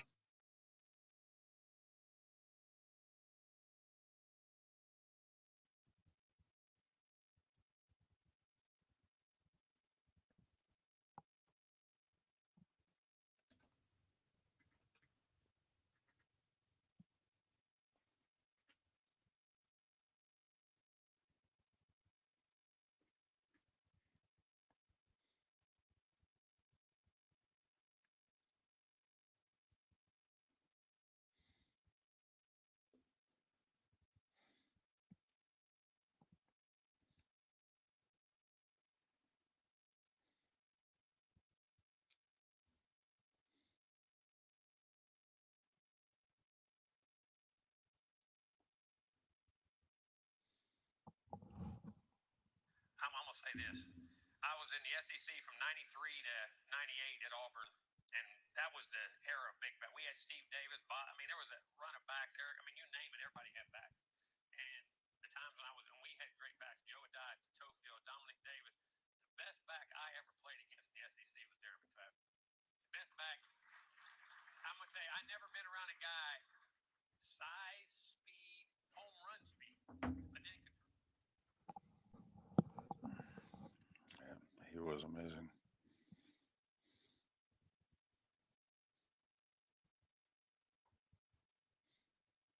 How do you want to word how did I word that quarterback question? It's so snarky.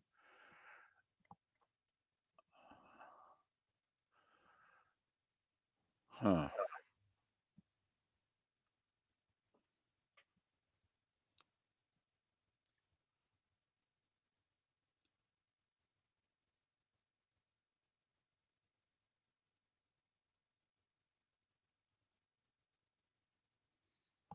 Which team has the biggest regret paying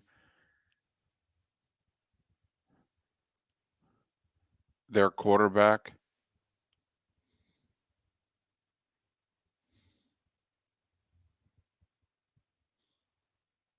Jags with Trevor, Dolphins with Tua.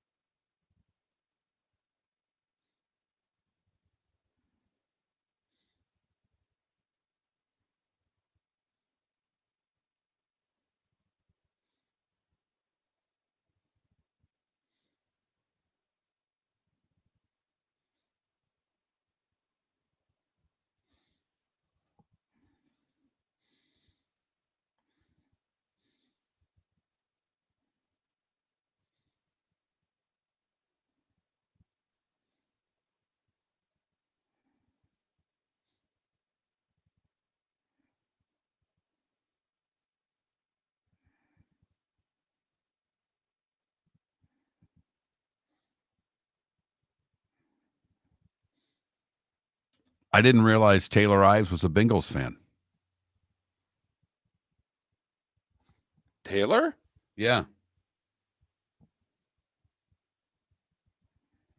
Huh. Unless he just bet him.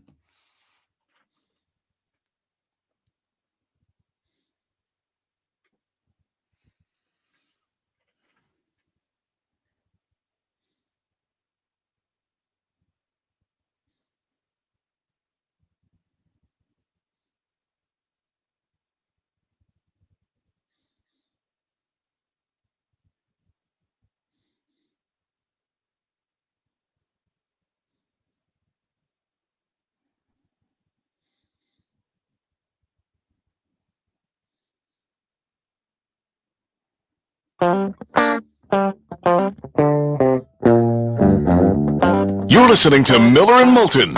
And now, here's Mark Miller and David Moulton. 22 minutes until the top of the hour when Pat Kirwan will join us to talk all things NFL. Miller and Moulton, MillerandMoulton.com, Miller_Moulton on X. All right, what's the poll question? Which team has the biggest regret paying their quarterback? Jags with Trevor, Dolphins with Tua. High heat today, David. High heat. Man. Can we just do a little sidebar here about Trevor Lawrence? Is it possible he peaked as a freshman in college, or do you think that we're just going to blame Doug Peterson and Press Taylor, the offensive coordinator, and that somebody else can come in here and the skill set's there and he'll be fine? David, I don't want to put too much on one pass. But when you're left alone in the pocket and literally throw it 10 yards over the head of a intermediate receiver, what different play call could you have other than a wide open guy? It was a horrendous pass. Like you said, it was his best pocket of the night. The middle of the field's wide open. Receiver going across the field. And he missed him by... I mean, he threw the ball more over his head than the receiver is tall by a wide margin. It's not the Will Levis being dragged down and making a stupid play or what have you. It's not the quarterback who's late throwing the out and it's a pick six down the sidelines. This is just wide open, middle of the field, perfect pocket, clear view. And this is us throwing the ball. And he just sailed it over his head. Yeah. And, I mean, you could call it a routine pass that Trevor had to make there. That's a routine NFL pass. Oh, my goodness. It's a routine college pass. It's a, it's a routine high school pass. It's a routine pass at practice. This is unbelievable. Unbelievable. He could be as mad at Doug Peterson and the play calling as he wants. I mean, his offensive line's terrible. 5 sacks again last night. Although the Bills need to start getting credit here. They have just humiliated the Dolphins and the Jags back-to-back, by the way. Humiliated them. Yeah. But, I mean, and everybody's making the point, the quarterbacks who got paid. And how are they and their teams doing? And fans are trying to make, that maybe you should just treat a guy, take him for 4, 5, 6, 7 years and then just move on. That the prevailing wisdom is, it's the cost of doing business. You got to pay him. And now some fans are like, really? Trevor, Dak Prescott? All right, Tua? Now Hurts got paid a year or so ago. He's making over 50. Jared Goff got paid. Lions are 2-1. But the point fans are making. You're reading the text line at 21,000. I'm reading the Twitch chat room. There are fans that are like, listen, you know what? Just use up the quarterback like we're using up the running back and then move on. But this is a heck of a phenomenon we got going right now.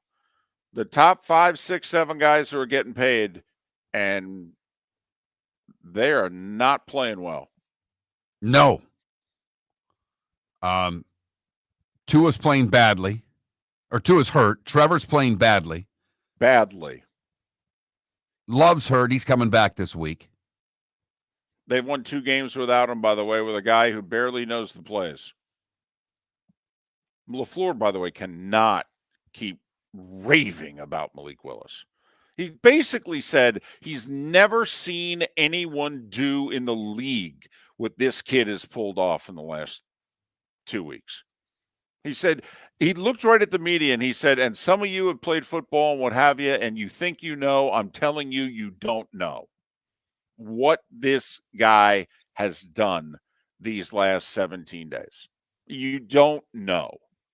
That's how good it is. Raving about him. Tennessee couldn't throw him out with the trash fast Well, they have enough. Will Levis, David. I know, Mark. I know. He can't play. It doesn't appear to be. No. Uh-huh. I mean, they'll be drafting his replacement in April.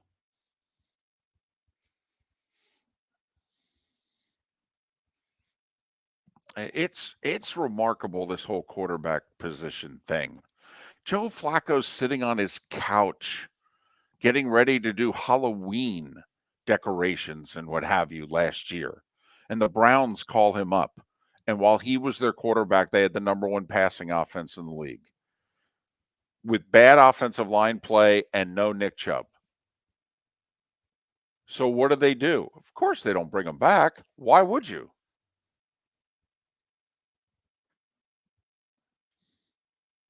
Well, I mean, with what they have there at quarterback coming off the injury, they're fine. He's looked really good. Right. Same offensive line play. Still no Nick Chubb. All right. Why would we bring back Joe Flacco? All he did was move the ball and win games. Has Deshaun Watson done that at all in Cleveland in 3 years? I mean, golly. A year ago, did anybody think? We've got a couple of people in the Twitch chat room who have never been Trevor Lawrence fans. That's fine. I get that. Okay, just like there are people who've never been Tua fans. Even last year when he was putting up the numbers and the points and what have you, people were like, I don't know what to tell you. I'm not a Tua guy. Okay. But I mean, Mark, a year ago at this time, Trevor Lawrence is one of the top 25% of quarterbacks in the league. He was a top 8 quarterback in the league. There were 25 teams in the league that would go, oh, I'd take Trevor Lawrence. Absolutely, I'd take Trevor Lawrence. Not just for now, but for the future. Oh, give me some Trevor Lawrence. Hell, he's only 3rd year in the league. I got 2 more years on his rookie deal. Please give me Trevor Lawrence. And he looks as if he's regressed. I don't know what happened late last year when things went south, but they've not at all gotten back to where it was at the beginning of last year. He's lost 8 straight starts. That's tough to do. It really is. And they had gone 14-4 over an 18-game stretch. Same group of guys. Same coaching staff. Man, this whole sports thing, this whole winning phenomenon, it's something. It really is. They were tied for the best record in the AFC 11 games into last season. They've won once since.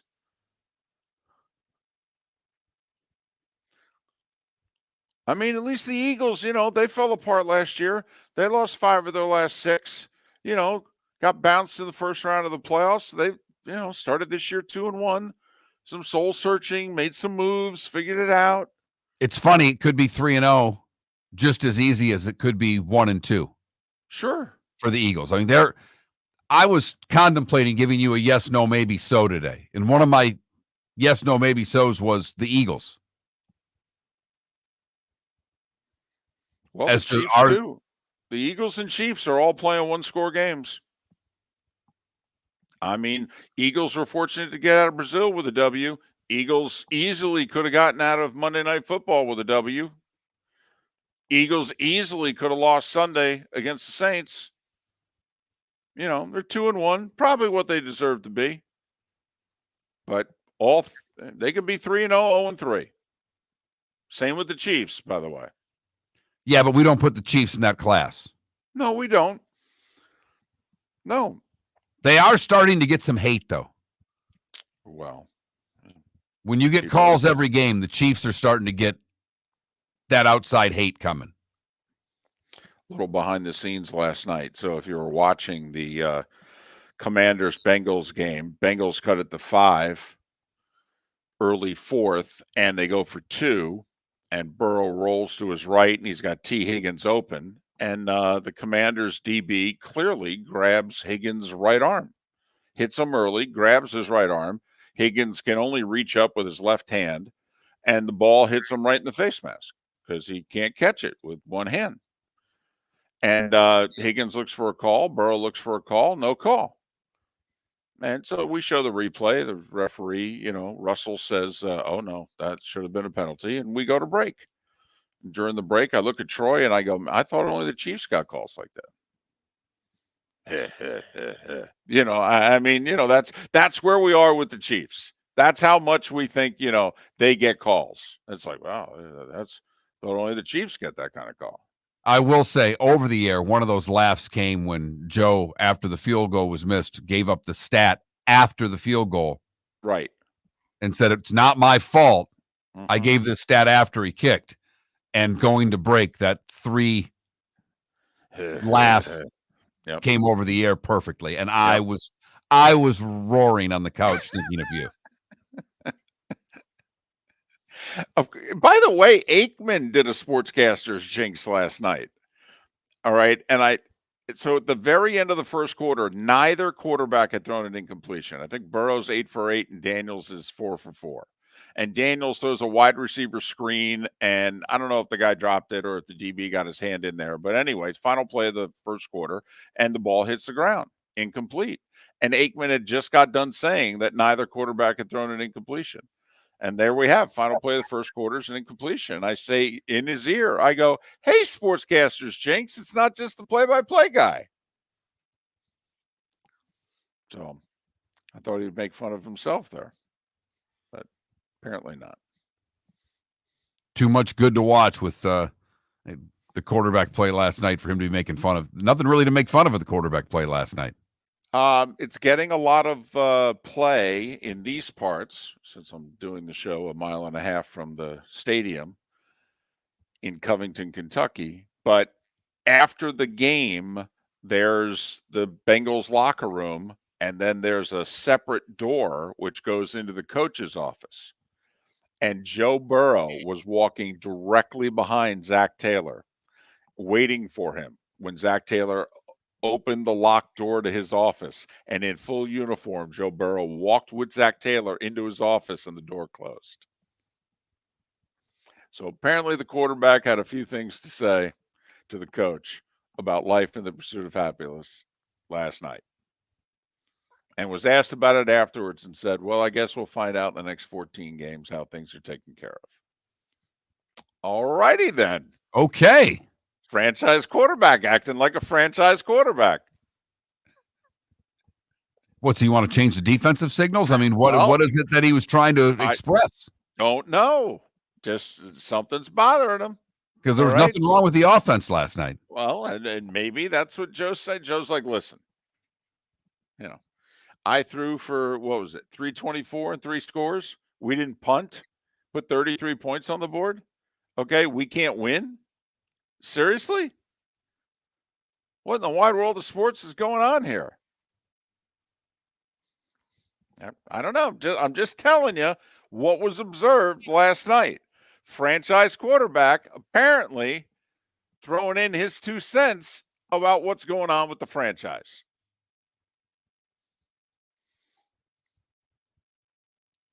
I don't know, as a fan, how you could not like that. I mean, you don't want them just walking to the podium going, "Oh, it's really frustrating right now," but no, don't you want fans love when players are showing some kind of emotion. Right, That because they the players have been care. trained now for 2 generations to not show any when they get to the podium. Right. Right. They all give coach speak, players and coaches alike. Mm-hmm. So it was funny though, when you just see the coach who's obviously in a coach's outfit, and then literally 4 inches behind him, like they're in a nightclub and it's packed, is Burrow in full uniform holding his helmet, kind of like, open the damn door and get in there. I got something to say.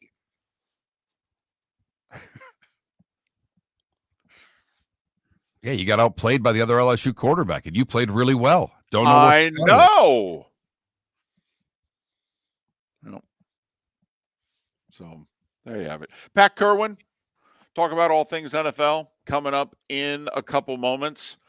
Final week of the Major League Baseball regular season is underway. Phillies clinched last night. Astros and Yankees can both clinch tonight. A couple of the big series out there, Mets and Braves, Padres and Dodgers.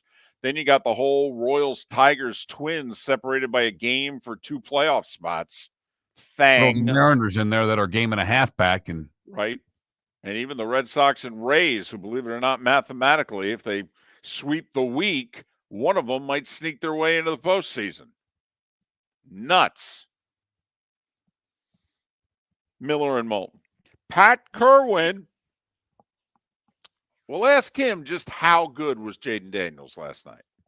American Paint Supplies, for nearly 30 years, is your one-stop shop for all your coating needs. If you are a designer, a contractor, a professional painter, or a weekend warrior, American Paint Supplies is the place where experts go to get expert solutions. At 6100 Shirley Street in Naples off of Pine Ridge, American Paint Supplies delivers the best solutions with the best products with the best support. Meet Gene and his team today at American Paint Supplies. Call 239-566-2700. That's 566-2700 or online at AmericanPaintSupplies.net. The Cape Coral Police Department is growing. They are currently looking for police officers and are offering a $10,000 signing bonus to newly hired officers. If you desire a career in law enforcement, or if you are already in law enforcement and thinking about making a move to a better agency, think Cape Coral Police Department. If you're looking for a police department that is committed to excellence, that invests in the highest level of training, state-of-the-art equipment, and some of the highest compensation in all of Southwest Florida, then the Cape Coral Police Department is for you.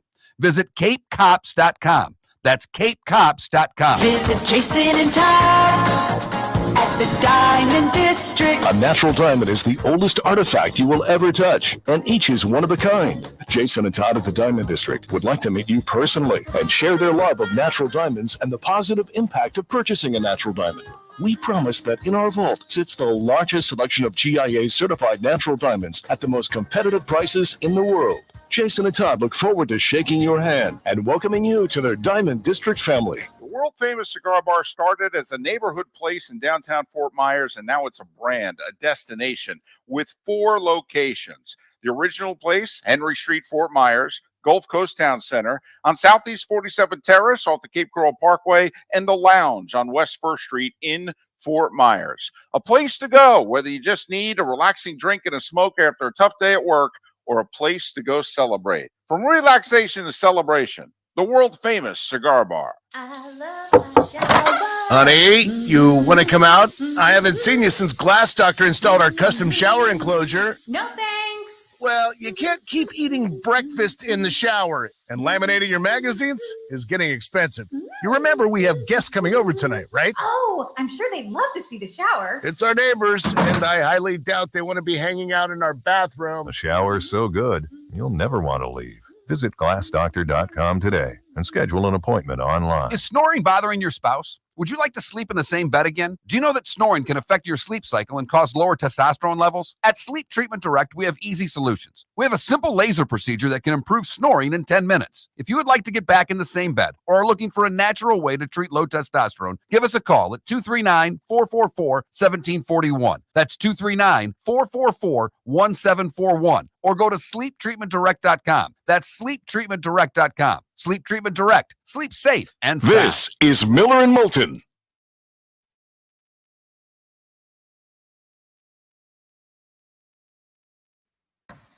Good morning, fellas.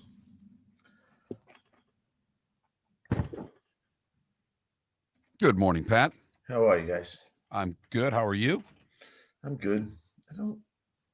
I have not come to embrace the doubleheader Monday Night Football thing. Yeah, I don't like it either. One game's enough. But if they put them on a split screen for the whole game, I'd be fine. The one network owns them both, right? So why aren't they not on a split screen? So whichever one I want to watch, I can see the other one the whole time. I got tired of going back and forth. Yeah. I love David's take on that marching into the head coach's office. He never looked at it and said, maybe the head coach said, get your ass in here. We've all been called into the office. Oh, that's a fact. Good morning, David. Good morning, Pat. How are you? You look like you're in the gambling capital of the North-South. If you want to commit something you're not supposed to do as a banker, cross the state line. There you go. Boomer had a big bar restaurant down there. It's a quaint little town, Covington, Kentucky. Yeah. I kind of like it. A little bass fishing out in the creek somewhere, you know. Ah, man. Boy, you had a great game. Entertaining. Isn't that what they hope for, period? Mm-hmm. Yep.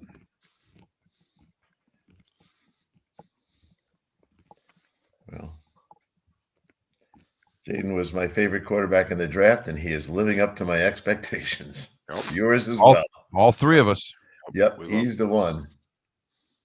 Yep. Dan Quinn talks about him to me like, you have no idea how on top of the world he is. Like, he controls everything in his life. He has no emotional stress issues about the game plan, his teammates. He's just totally the perfect guy. I so hope he stays healthy. They haven't had one of these. They thought they did for a year with RG3, but they haven't had one of these in 40 years. No. And I didn't think RG3 was very good, and I don't think he connected with his teammate. This guy, they can't wait to follow him.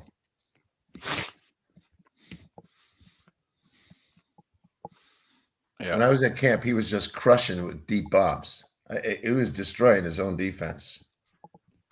Here's how I think you can tell. Now, granted, I overanalyze body language. Terry McLaurin loves him. Loves him. Okay. Guy who's been there 6-7 years, been through all of it. Okay. He loves him. If Terry McLaurin, whose livelihood depends on that guy, loves him, that's it. That's the endorsement. That's all you need to know. Well, the touchdown pass he threw him was all you need to know. And Terry has seen the worst. I mean, he's an authority on what it could be for him. Totally. That's like Tim Brown. Terry McLaurin's Tim Brown with the Raiders, man. I have seen it all. Yeah. Well, I'm happy for those guys. Did you see the cutaway? Josh Harris with his general manager in the suite, in which the general manager looks at him and goes, I want an extension. That's the only thing the face ever said. You're listening to Miller and Moulton, coming at you from the Floor Meister Studios. Floor Meisters, keeping it real. And now, here's Mark Miller and David Moulton. Hour 3 of Miller and Moulton, halfway home in the 239 to the 904. Miller and Moulton, millerandmoulton.com, Miller_Moulton on X. This day and time, we are joined by Pat Kirwan. He of NFL Radio's Moving the Chain, CBS's NFL Today show. Joining us in part, courtesy of Pinchers. Pinchers, Tampa to Key West, all points in between. Pinchers, where you can't fake fresh. 3 weeks just like that, Pat, in the books. How you doing? I'm doing well. And so week 4 is going to liberate some people from injured reserve. I don't think they're all coming off because they're allowed to. I think there's guys that'll be on there more weeks, but we should, and we definitely absolutely need an injection of healthy bodies around this league. I'll go no further than the offensive line. It is a disaster area, and it's caused a lot of problems, like over 90 sacks. What do you think that's going on for? These are the things I pay attention to. It's like an epidemic for the offensive linemen on injured reserve, excuse me, and also guys that just can't play. They're not healthy enough to go. And if I told you to guess a number of linemen that are not either on IR or not able to play for health reasons, just guess a number around the league, how many guys that would be. Well, 32 teams. I'd go. Are we talking offensive linemen only? Just offensive linemen. They're a great example of the problems in the league. All right. I'll go high. I'll go 2.5 per team. That's 80. Okay. Mark, you got a shot at this? I was going to say 2 a team, 64. Yeah. 92. 92. And if you just looked at tackles, 27 tackles on IR, and then there's another 18 tackles on rosters that can't play for health reasons, and they don't want to put them on IR and lose them for 4 weeks. Now, why is that important? Did you see how high the sack rate number was? You know, the record's 103, I think, or 102, and we got into the 90s this weekend. So you start thinking about that, and then the refs deciding to be sticklers on lining up a little too deep. When you force these tackles to go towards the line of scrimmage to line up legally, what do you think's happening to the quarterbacks? They need to stop calling that, because those guys lost a half a step by being back enough to adjust to the rusher. Now they're just going to give up sack after sack, and it's going to be a little scary. If the owners care about those quarterbacks and what they pay them, they ought to let that one go a little bit. Well, Pat, just curious, how many linemen are the Jags down? I didn't break it down by team. I was running through it. The one team that jumped out at me was the Rams. Right. Well, I know the Rams are They got bad. 5 linemen on IR. Right. And I don't think the Jags have any. And he was sacked a bunch last night. He looked terrible. And I mean, what's wrong with Trevor Lawrence, in your opinion, Pat?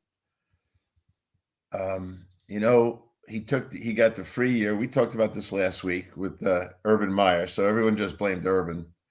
It was his rookie season, so you shouldn't blame any rookie quarterback. And then the first year with Doug, he got better right away, and everyone was, we got the right guy coaching him. He flattened out last year. So what the answer to your question to me is, and the Jaguar fans hate this, right now is the total extension of the second half of last year. If you coupled the second half of last year with this year, this is what you get. You got a mediocre quarterback who's paid a ton of money. And that franchise, we all know what's coming here. If it goes like this much longer, it's going to be a blow-up shot. And a lot of people are going to be looking for work. Yeah, but they're stuck with him, though. I mean, his contract hasn't even kicked in yet. I mean, this is year 4 of his rookie deal. He's got the 5th-year option next year, and then 55 a year kicks in 2026. I mean, this is the same with Tua. Tua's big money kicks in next year. I mean, you know, unless he can't play, all right, and they can get out of the contract because he literally physically can't play. I mean, Pat, these teams have committed big money to these quarterbacks. Like when Arizona did it with Kyler Murray, I think this is the first year that contract's even kicking in. Right. And so they'll continue to make that mistake in potentially every city in the league. So, yeah, the quarterback's going nowhere down in Jacksonville, but the coach will.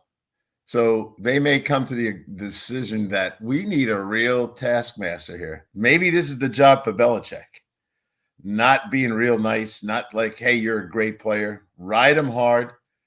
And sorry, kid, I might have to bench you. Can you imagine what's going to go through his head if he got benched? But I guarantee you, as always, when we talk about this every time there's a firing of a head coach at the end of the season, they typically go in the other direction.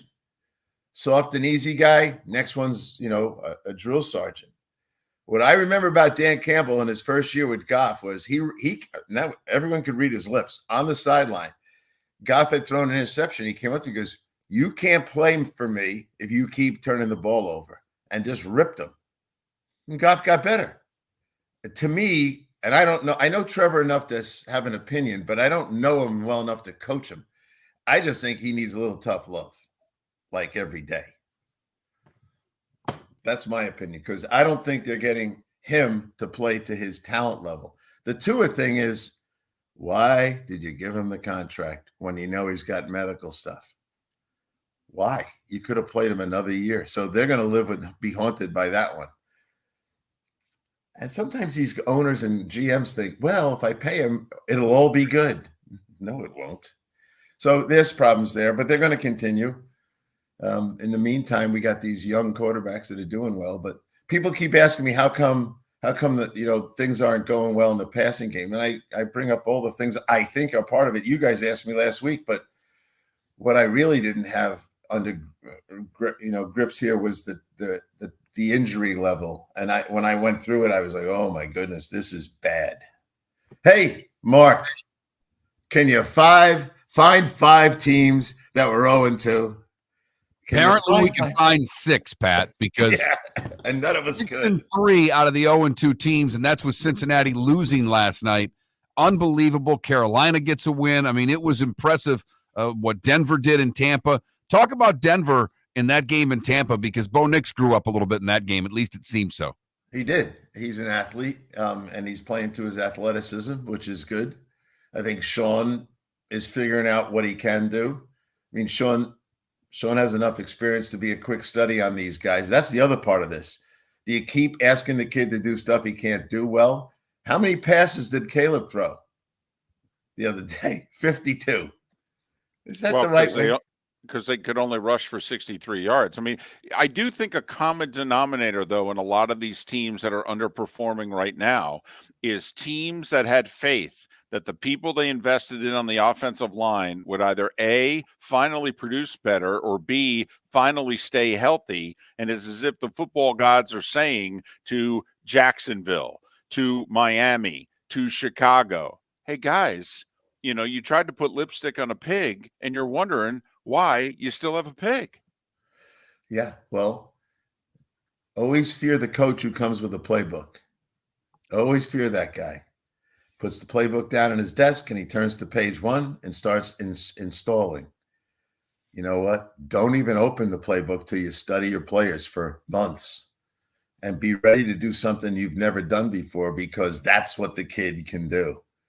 But they played one of the worst run defenses, the Bears, the other day. And I don't care that they ran for 62. Run for 82 and run it 20 more times. You can't ask that kid to throw 50. Did you see him on the sideline? He was frustrated, didn't understand why it was going the way it was going. You just can't do it. And if you can't run against the Colts, let me just say this. They're not going to run against anybody, which means they're going to ask him to throw 50 times a weekend until he gets hurt. Jaden Daniels last night. All right. Awesome. Are we all going a little cuckoo for Cocoa Puffs? Because, I began the show saying to Mark, did you ever see that band right before they hit it big? And he goes, yeah, actually, I saw Guns for Roses when nobody knew who they were. Okay. I thought I was watching Dwight Gooden in 1984 when he was 19 years old. I just felt like, oh my goodness, this is the 3rd game in the NFL. He's nearly perfect. Well, the 3 of us, when we went through the draft, we all voted for him for the most likely to succeed. And he has demonstrated that we saw what we saw. And I recall at least one of you guys calling the next CJ Stroud. Like, he's got the mental makeup for this to go along with the athletic ability. So I talked to Dan Quinn a lot, and Dan is like, he can't stop talking about how far along this guy is on all the not measurables, if you will, not stats, all that nonsense, just how he handles himself in the hallways, how he's in the classroom, how he handles preparation, and how relaxed he is at doing it. So it's coming easy to him. And when I was at camp, I could not believe his deep ball shots that he was taking. And you talked before about McLaurin. McLaurin knows what a bad one looks like. He's got a lot of experience. Totally. Yeah. Well, that touchdown he threw there to McLaurin getting drilled, those are the plays. That's the intangible need to be able to stand in the face of a blitz, know you're going to get hit, and still deliver the ball, Pat. Yep. So let's talk about this for a second, because it's fun and it doesn't mean anything yet. It's only week 3. But you just witnessed, all three of us witnessed, and David, you were there. Go look at the NFC East and tell me why not Washington. No, Pat, I mean, I was talking them up pretty hard. I said I think they'll come up just short of making the playoffs, but I really thought Washington was the team that had the best chance to do what the Texans did. First off, I like their offseason, love their draft, okay? And I think the kid's a star. Yeah. And the rest of the division is kind of accommodating him. Look at the Cowboys. What are they doing? The Giants, we know, no offense to your favorite team, but and Philadelphia, sometimes I scratch my head about those guys. So why wait a year? The Houston, I remember last year we were talking Jacksonville runs away with the division. And they were. No, and they were. But things change quickly in this league. Yeah. Anyway, Washington, get excited, Redskin fans, Commander fans, whichever one you are, because I know there's two groups down there. There's certainly two groups in Washington. We know that. Okay. He's Pat Kirwan, NFL Radio's Move the Chain, CBS's NFL Today show, joining us once again here on Miller and Moulton. Pat will come back for another 10-minute segment. We'll go through the 3-0s, the 0-3s. There's a couple personal questions of Pat in the Twitch chat room. We'll fire away with Pat Kirwan coming up. Tomorrow, a full lineup. Pro Football Network, Seth Everett, Bud Elliott, Chris Perkins. It's football season. Stay locked in with Miller and Moulton. Miller and Moulton, millerandmoulton.com. Thanks for listening. Are you suffering from neuropathy? Do you experience stabbing pain, numbness, tingling, or burning in your feet? Are you tired of sleepless nights and avoiding life due to pain? If you've been diagnosed with neuropathy or experiencing pain or numbness in your feet, pick up the phone and call us right now before it's too late at 239-382-7332. Again, that's 239-382-7332. Neuropathy is a very serious and progressive disease where your nerves start to break down. Eventually, it leads to balance problems, falls, complete loss of independence, and can lead to amputation. Hi, I'm Dr. Eric Gnarl, DC. Our program addresses the underlying causes and doesn't simply mask your symptoms with medication. In fact, many patients start experiencing relief from neuropathy symptoms within weeks. There's no surgery and no use of prescription drugs. Pick up the phone right now and call 239-382-7332. Call us today at Restore Health. 239-382-7332. American Paint Supplies, for nearly 30 years, is your one-stop shop for all your coating needs. If you are a designer, a contractor, a professional painter, or a weekend warrior, American Paint Supplies is the place where experts go to get expert solutions. At 6100 Shirley Street in Naples off of Pine Ridge, American Paint Supplies delivers the best solutions with the best products with the best support. Meet Gene and his team today at American Paint Supplies. Call 239-566-2700. That's 566-2700 or online at AmericanPaintSupplies.net. Gentlemen, as your wife mentioned getting new flooring, but you don't want to go through the hassle, well, go see the Floor Meisters in Naples next to Costco. They understand your time and money are important, so they'll make it as painless as possible. With a huge in-stock selection of carpet and Cortec, they can get you the floor your wife's been asking for. They carry wood, vinyl, carpet, and tile. If you do it yourself, no problem. They can handle that as well. So go see TJ at the Floor Meisters and tell them, just keeping it real. This is Miller and Moulton.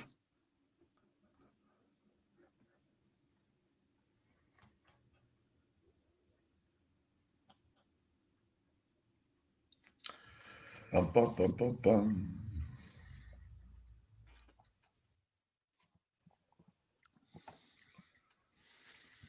Yes. What time's your flight, David? Not till 1:30. So I landed in Jacksonville. It's not direct. So I think I go through Atlanta. It's hard to find direct flights to Jacksonville. Yeah.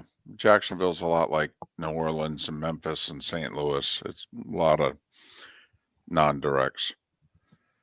There's way more directs to flights to Fort Myers. Yes, way more.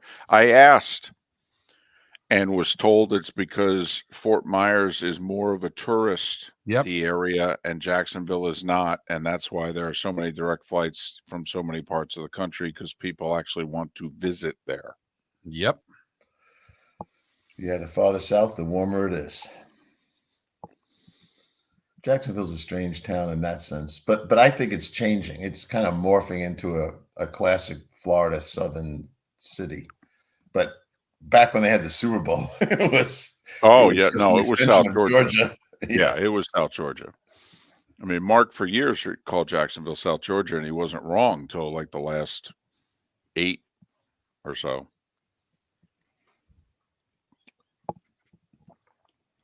It is a fascinating area, though, because of how geographically huge the city is.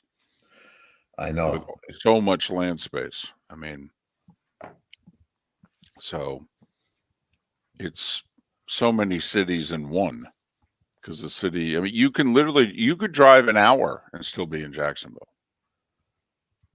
Well, the potential for growth is pretty impressive, and it is growing pretty fast from what I've heard. Mm-hmm.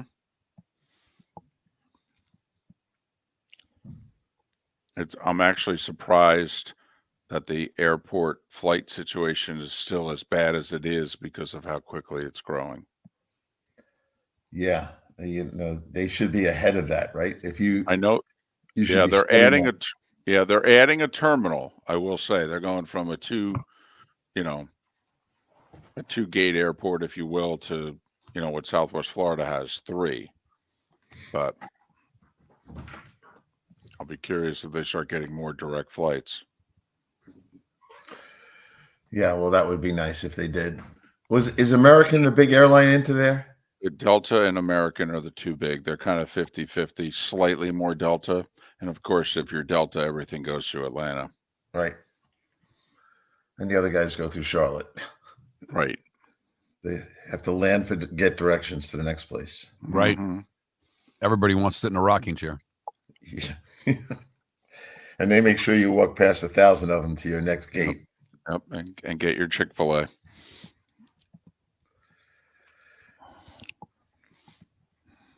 Well, I think some 3-0s are getting knocked off the block this week. It won't take long now. I got 2 of them making it through here, maybe 3.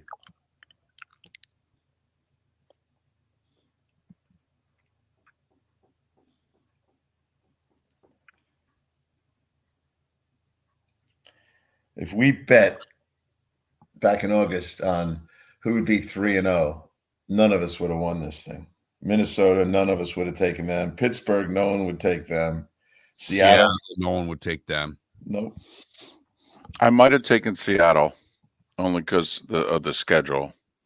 You are the master of reading the schedule. Well, I can overanalyze the 3-car funeral, Pat. So yeah, and a rookie head coach that could have knocked you down. Right, that's a rookie head coach. Well, but I knew they'd win week 1 because they'd open with Denver.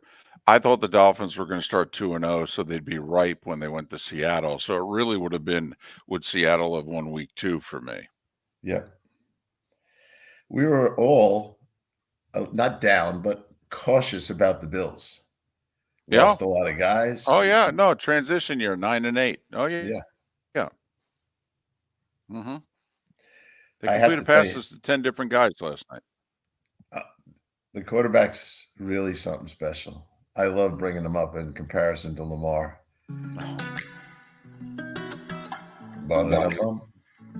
Welcome back to Miller and Moulton. Text the guys what's in your mind at 21,000.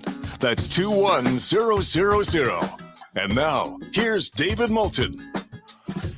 With Pat Kirwan of NFL Radio's Moving the Chains and CBS's NFL Today show, he joins us courtesy of Pinchers, and he does so on the American Paint Supplies hotline, your one-stop shop for all your coating needs, American Paint Supplies. Well, let me just say something about pro football, and I know there's some great love of college football on this show. And I love college football, but what the NFL offers that the college doesn't offer, in my opinion, is exactly what happened, Mark, when you had 6 teams that were 0-2 win. It just doesn't happen like that in college football. you're pretty much, yeah, you're favored to lose by 20. You're going to lose, maybe not by 20, but you're going to lose. This pro thing to me is where the NFL has something special. Those And I guys think all really done with it. Carolina, Pat, I mean, that was a team we all had picked to be last in the league, drafting first overall. They make a quarterback change, and obviously Bryce Young was not the right guy, but no one saw Andy Dalton coming in and doing what he did on Sunday. Well, Jim Miller did, and I think because Did he Jim really? played well. Jim was a guy who played that same role. After his starting days were over, he'd be on the bench as the backup for a long time and get his shots every so often. And he loved Andy. And Andy threw for 361 last year on week 3, and Jim was. But here's the question: Did Andy, no fault of his own, just bury Bryce? Is it over? Because you can't blame the personnel around Bryce anymore. Remember, they need a better supporting cast. We all say those things. Well, he just proved you don't need a better supporting cast. He's just not ready. What do you do with him now, David? You're the GM. What do you do with him? Well, you end up trading him because the GM didn't draft him and the coach didn't draft him. And obviously the coach couldn't move on quickly enough. So I think you trade him unless you just feel I can't do better as a backup quarterback. But right now it looks as if you can do better because he looks as if, he's a mess. Now, Andy's Andy. He's now 9, maybe he's 10-12 in his last 22 starts.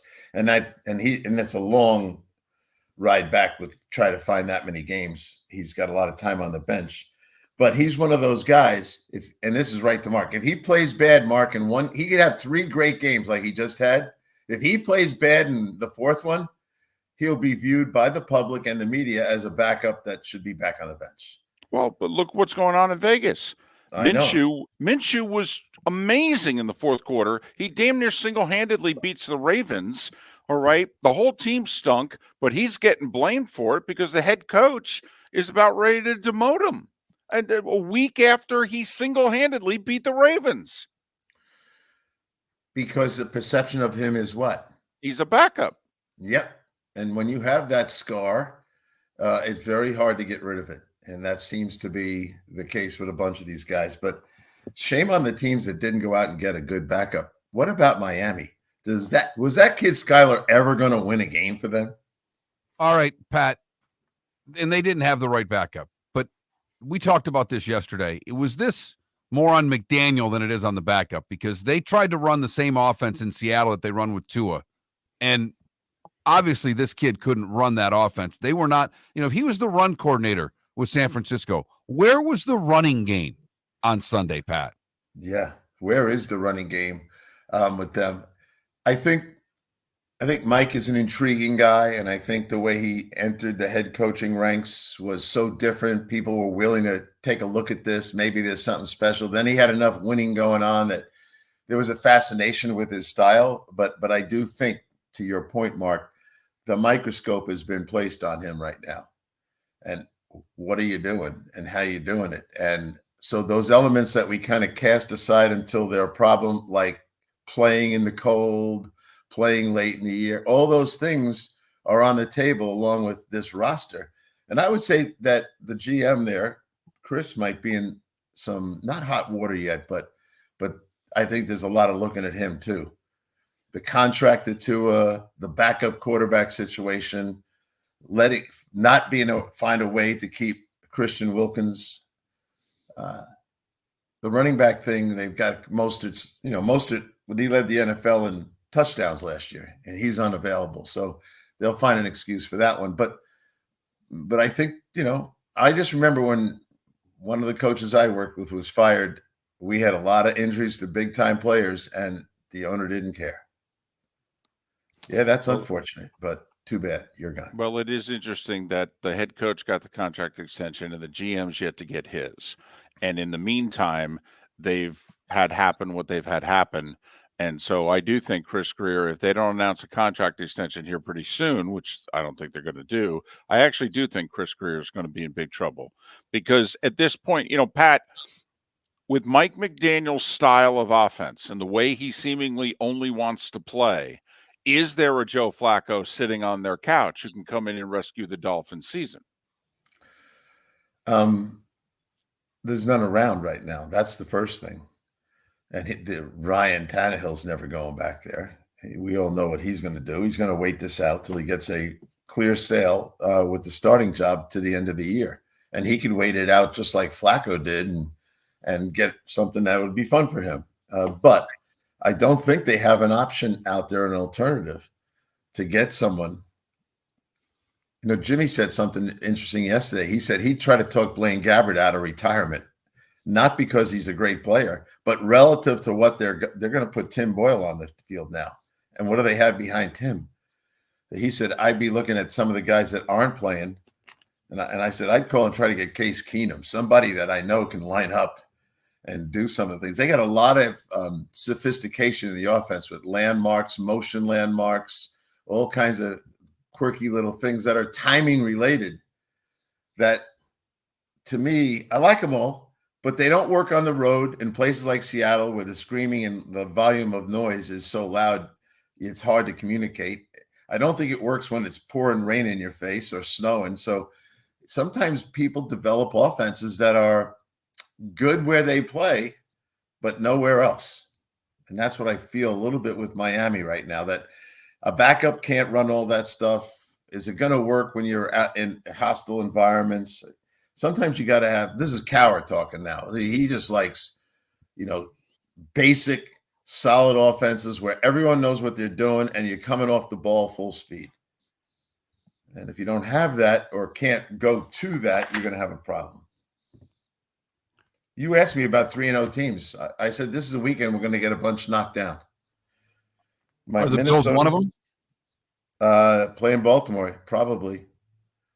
Baltimore, I felt like they got in the get right mode because of Derrick Henry. That's, if you heat that guy up like they just did, that could be a problem for Buffalo. I think Seattle's going to have an issue with Detroit. Minnesota is playing Green Bay. How about Green Bay with Willis? How about what Matt LaFleur's been saying about Willis? Okay. I mean, he's literally said, I'm still a young guy. I've been in this league a little while. I've never been around anybody who's been able to do what he's done in the last 16 days. I am shocked by it. I talked to Willis's college coach when he was coming out, and he was blunt as could be on the show. He said he shouldn't come out. He had a hard time understanding offense. And he wasn't trying to be negative. He just told the truth. He goes, he's not ready for pro football. And I never liked quarterbacks who transferred down, right? Transfer up because you're playing well. He transferred down. And that was like, to me, be careful of this kid, but it's awesome what's going on there. So LaFleur's done a nice job. I thought it was very interesting. We got about 30 seconds. Josh Allen answered a question last night about playing the Ravens. And he said, well, we're playing two-time MVP Lamar Jackson. It's as if Josh Allen has taken receipts this year, and he's tired of everybody else getting the bouquets. Well, I don't blame him for that. I often present him to our listeners as better of the two when you look at the whole package of quarterback. He certainly outrushes Lamar, which is everyone's like, no, he can't run like Lamar. No, he scored a lot more touchdowns. I think 3-1, right? Then he scored 15 rushing touchdowns last year to 5. He's durable as heck. Now, he plays a reckless style, but that guy never misses a game. So, yeah, I like that. Battle's going to be fun to watch.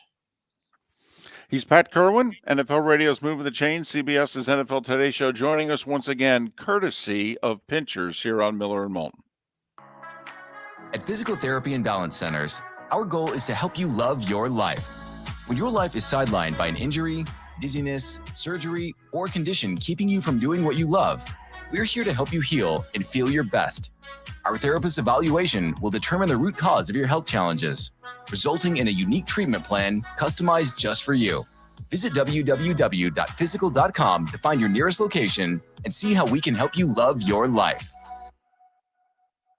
American Paint Supplies, for nearly 30 years, is your one-stop shop for all your coating needs. If you are a designer, a contractor, a professional painter, or a weekend warrior, American Paint Supplies is the place where experts go to get expert solutions. At 6100 Shirley Street in Naples off of Pine Ridge, American Paint Supplies delivers the best solutions with the best products with the best support. Meet Gene and his team today at American Paint Supplies. Call 239-566-2700. That's 566-2700 or online at AmericanPaintSupplies.net. Visit Jason and Todd at the Diamond District. A natural diamond is the oldest artifact you will ever touch, and each is one of a kind. Jason and Todd at the Diamond District would like to meet you personally and share their love of natural diamonds and the positive impact of purchasing a natural diamond.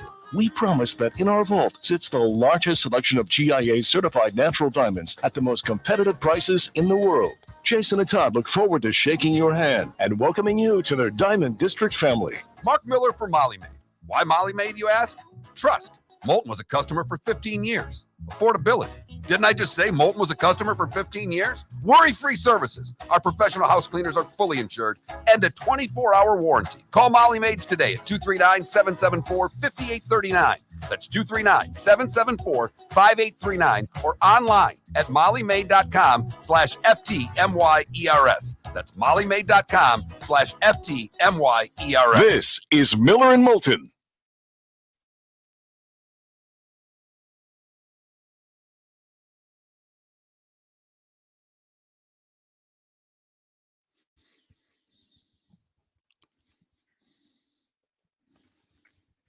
Irish football, with all due respect, all right, the Knicks stuff is obnoxious. Okay. I know you mean well, but you might as well listen to KOA. Okay. It's enough already. Okay. It's 3 games. He hasn't thrown a touchdown pass yet. He looked good against Tampa. Yeah, he he did. And that's great. the And first I time. hope he's your answer at quarterback. I mean, I really do. Miller Moulton want to be wrong. Okay. We want Denver to be good again. We want everybody to be good. But enough.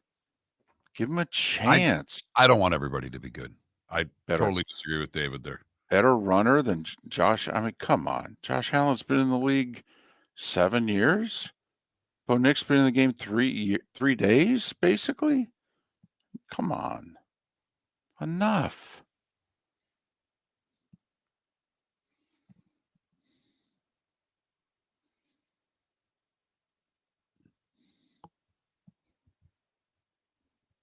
Yeah, hands down. Yes. Yes. Yeah. Hands down.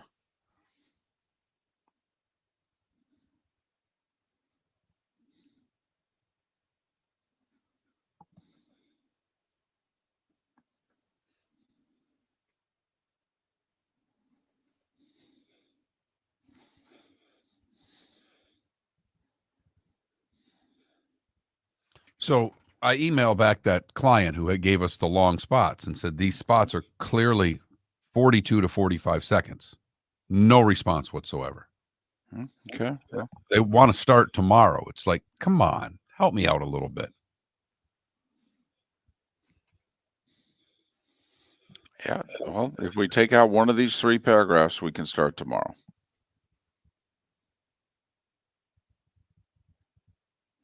Poof, Adam. That's whew. Wow.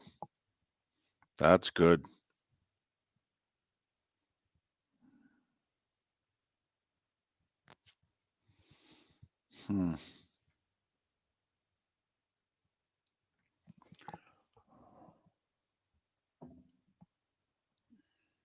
I'll answer Browns. Adam, I'll answer Browns.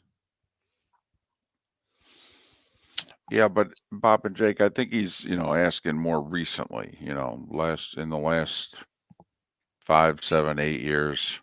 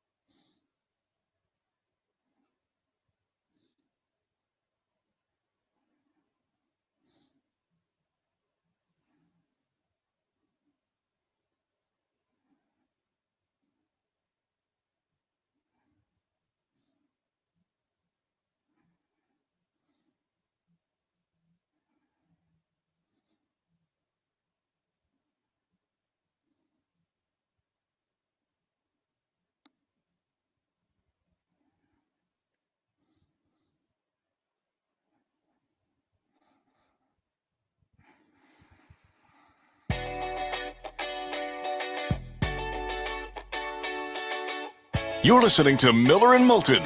And now, here's Mark Miller and David Moulton. 22 minutes before the hour is up.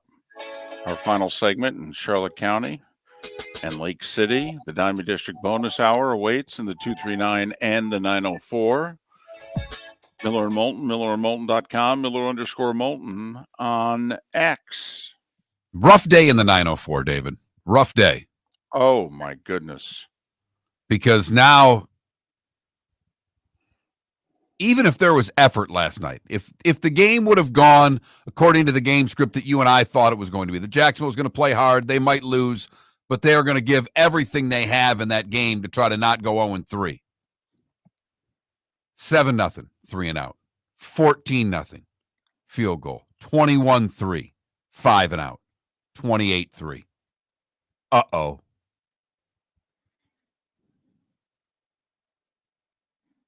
There's winning and hope, as Pat always alludes to on this show. Well, there's no winning in Jacksonville right now, and there's not a whole hell of a lot of hope. No, because, what had been holding the Jags back the first two games offensively? I mean, defense had put in enough good effort to win those two games. Gave up, 20 in Miami and 18, including a safety, to Cleveland? I mean, ATN's marching into the end zone to give the Jags that big lead against the Dolphins. The ball gets punched out, and the Jags season is disintegrated from that point forward. It really has. And certainly the offense has, because they would have been up 24-7 late third quarter in Miami. And since that point in time, they have scored 23 points in 9 quarters. And 7 of those points was a garbage touchdown. Yeah. And they supposedly have weapons and guys that paid. Kirk got paid. Gabe Davis got paid. Evan Ingram's gotten paid. Trevor Lawrence has gotten paid.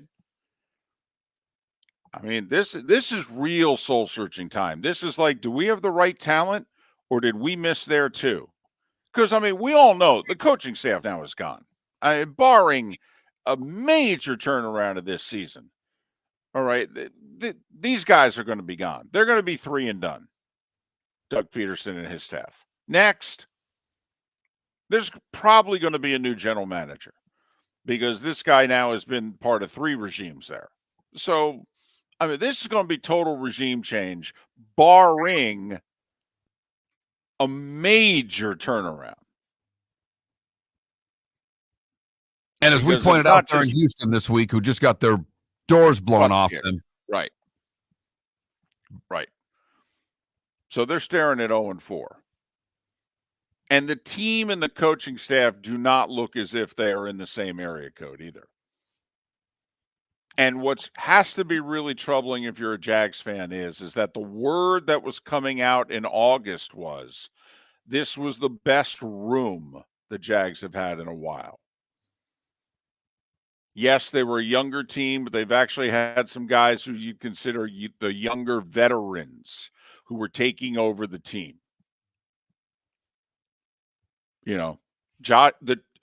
Their Josh Allen on defense, Trevor Lawrence. This was their team. They were going to take it over. They're the future. They're the rest of the decade at the least. And the performance that they gave last night leads me to believe that they have the wrong guys. I'm not saying talent-wise, but mentally, I don't know if they have the right games. The performance they put up last night shows me mentally they're not ready. Or the other side of this is that the Bills are just so damn good, we didn't see that coming. Well, if we treated the NFL the way we treated college football, if we were doing a top 10 right now, the Bills would be the number one team in the league. Okay. To me, this is kind of like, Georgia started out the year number one because they've earned that over the last 7 seasons.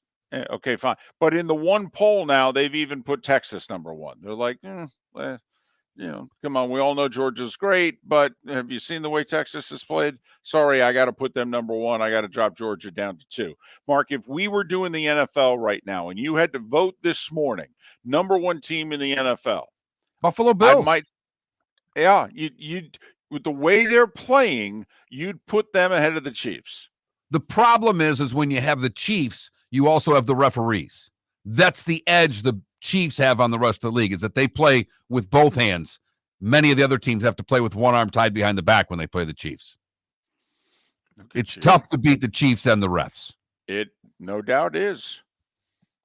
No doubt is. Lots of video going around yesterday of the interference call that doesn't happen on the Chiefs against the Falcons and the interference call that does happen on the Bengals against the Chiefs. 3 one-score games to start the year. A Super Bowl win in overtime. I mean, there's a very much a Patriots feel to the Chiefs right now, that they are a smidge better than everybody else. A smidge. Also, what did the Patriots have, Mark? They had a Hall of Fame kicker. There are a lot of people who think best kicker in the league's Butker of the Chiefs. Brady, Mahomes, okay? Belichick. Reed. Yeah. Right. Okay. And that during the run, the officials began to treat the Patriots differently. And now during this run, even though last year was amazing, the Chiefs had the most penalties in the league last year. Not in January. All right. But, September through December, they actually had the most penalties in the league. So, we'll see how it plays out in Kansas City. But right now, Mark, if you and I were voting that the NFL is college football, we had to submit our ballots right now. We'd put the Bills would get our first place vote, wouldn't they? They would. And should, the way they've been playing. I'm astonished at how well they've been playing. Lose all the receivers, lose the 2 safeties, lose the linebacker, lose the center. I mean, there are significant changes to this team, and they appear to have gotten better when we thought they were going to take us at least a half a step back. I don't think we thought they were taking a full step back. I mean, I had them making the postseason. I didn't have them winning the division. I have the Jets winning the division, which could still happen. But right now, if this were the Miller and Moulton Power Poll, the NFL Power Rankings, we'd have the Bills number 1. Maybe we'll start doing that. Well, that'd be great. Yep. What do you think? Right after Pat, we do our NFL Power Poll? A Miller and Moulton Power Poll. Boy, could there be anything more useless or a waste of time? I mean, that's got a segment in July written all over it when we need to fill time. Just there's waiting. No games in July. What are you going to do? A baseball power poll? Now I've got you excited. Oh, I'm a wreck. I'm an absolute wreck beginning tonight. This is the Red Sox. I'm exactly where the Red Sox fan was in 2004. The Braves are so much the Mets' daddy. And I don't want to bore everybody and go chapter and verse, but it's 25 years. It really has. Every single big spot between the Mets and the Braves beat them. Every single one. And Mark, there have been 3 instances in which all the Mets needed to do was win a game out of 3. Just one game out of 3. Braves are like, no, you're going to leave here winless and you're going to like it. And my daughter's going to experience for the first time her dad being a Tiger fan because the Rays and Tigers play at 1. When I pick her up, I got to pick her up a little early. It's a gymnastics day, so I'll pick up a little early from her after-school program. And in the car, as long as the good chance we're going to be listening to the game, and she's going to be told, no, we can talk after this game's over. I love you, but I'm going to pull a Moulton here. We're going to have to pay attention. This is Tigers baseball. And she's going to be like, what? Baseball? Are you kidding me? Brett has mentioned something interesting in the Twitch chat room. And I have only started paying attention to this in the last 12 hours, but apparently there's going to be a lot of rain in the southeast in the latter part of this week. It's coming. Yeah. And, well, yesterday was an off day for the Mets and the Braves. Weather was fine. Weather should be fine today. Maybe. Although I'm told my flights home through Atlanta, there's problems. Oh, great. Well, anyway, heavy rain towards the latter part of the week. What if Braves-Mets games get postponed? There's no off days now this week. I mean, they're going to... Could you imagine the Mets and Braves playing a doubleheader on Monday? And the whole rest of the National League sitting around waiting? Diamondbacks needing, the Mets to sweep so they get in potentially? If the Braves split, do the Mets and Braves get in at the Diamondbacks' expense? Okay, if they split, which team goes, which stays home? I mean, this is an interesting situation. The weather in the part of the country that could affect 2 playoff teams in the National League. Or 1. Mm-hmm. Oh, you're going to be a mess this week. And I have to head to Los Angeles, and I'm trying to figure out, do I need to head out like Wednesday? Do I need to get ahead of this weather and just get the heck out of town? And that if I stick around, my better flying out Thursday, my better flying out Friday. Mm-hmm. All of this while the Mets are trying to secure a playoff spot. I don't know if you physically and mentally can handle all of this, David. No, if I'm ever going to have a heart attack, it's going to be in the next 72 hours. I'm just telling you that right now. Well, isn't that? And it ain't happening, okay? Because there's no way I'm going to die before seeing how this 3-game series plays out with the Braves. I just tell you that right now. All right, I look the Grim Reaper right in the eye and say, no chance before Friday. No chance. Take your best shot. No way. I have to see how this plays out. A lot of suggestions coming in the Twitch chat room. People want to know if you had any White Castle. I don't know why they would think you have White Castle in Cincinnati, but maybe there's something in Covington there for you. I have ice cream recommendations at the airport for you to get to you, David. People are, when you're traveling and you're near their airport, they want to enlighten you on anything that you may or may not be able to have. I will gladly take the ice cream recommendations at the airport. I did not hit the White Castle. I did not have any Skyline chili. Did anybody go with the Skyline chili last night in the booth? No. In fact, there was no Skyline chili to be found in the press box, and that is very unusual. In fact, I thought we were going to get it at halftime. We always get it at halftime. We didn't. We got subs. I was shocked. First time I've ever been in Cincinnati, and the Skyline chili was not offered in the press box. And you'd know if it was in the press box because you can smell it from a block away.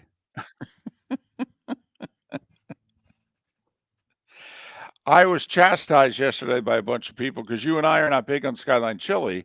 No, it's awful. And I've had it twice, and so anyway, I've had some people to basically beat me down and say need to give it a third chance. Okay, and I'm like, well, I don't know. Usually by the second time whether or not you like it or not. But okay. I've had it drunk and sober. Neither were good.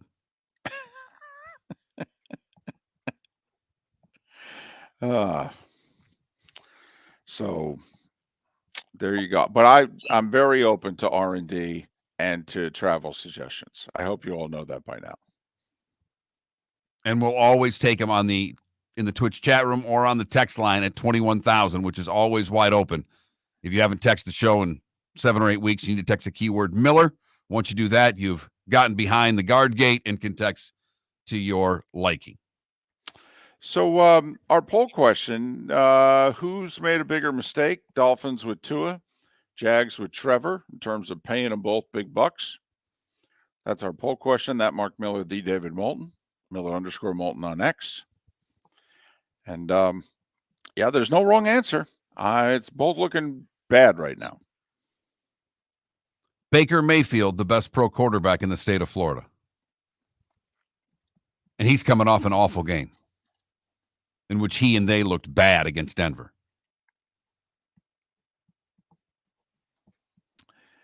Oh, my goodness. Wow.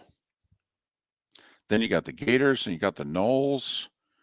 Oh, my goodness. It is not going to be a good football year in the state of Florida, is it? Unless you're a Canes fan. Fans. Yeah. Just for Canes fans and Bucks fans. I think, they're going to be there right till the bitter end.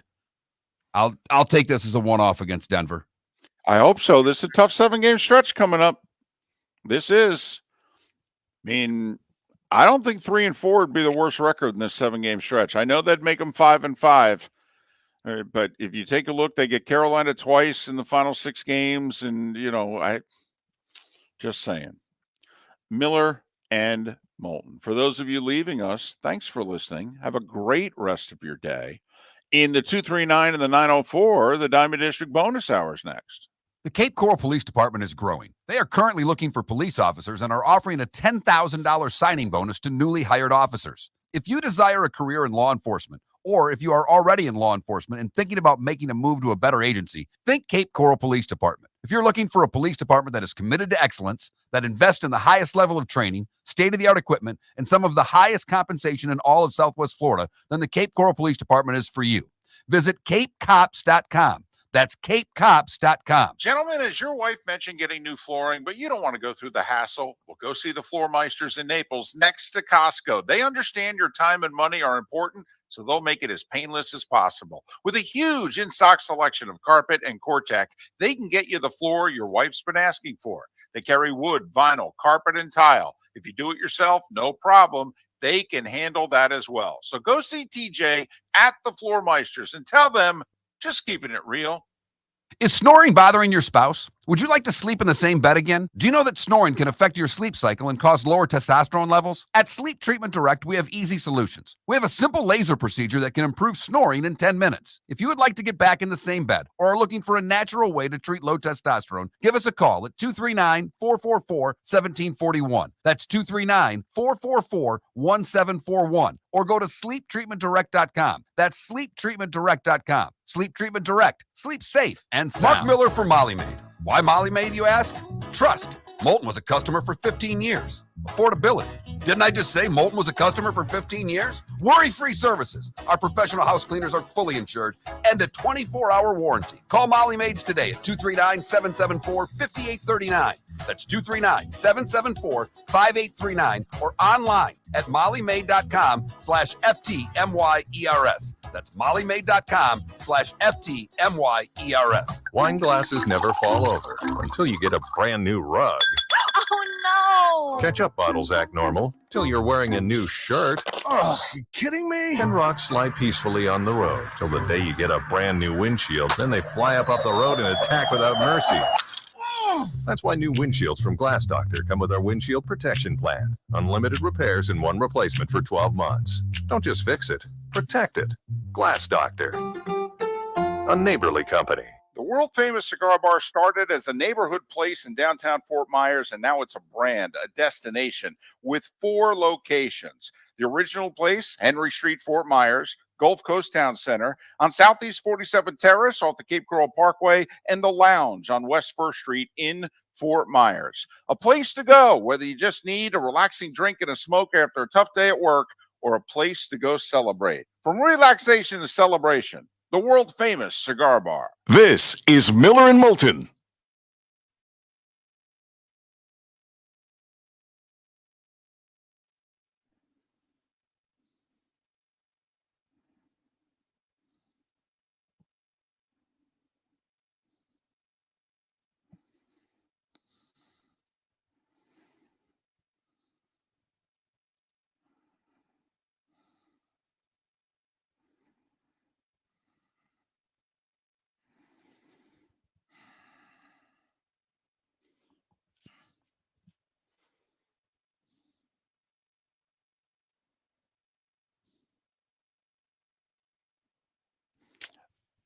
In all seriousness, so this tropical storm, hurricane,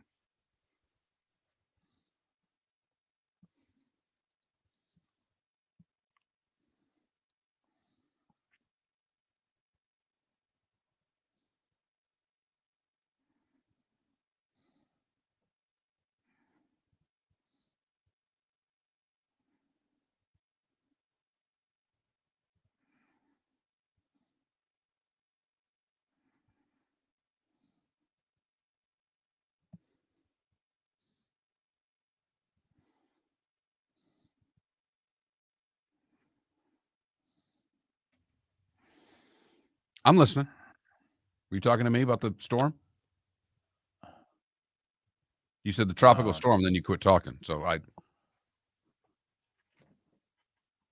you're locking up.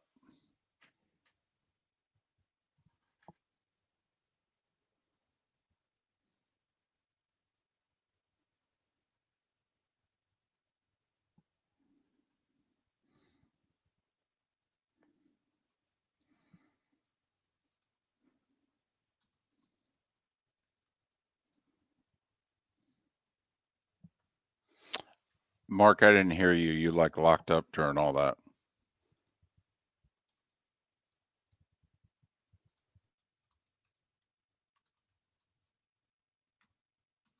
Oh, I just, you were talking about this. Oh boy.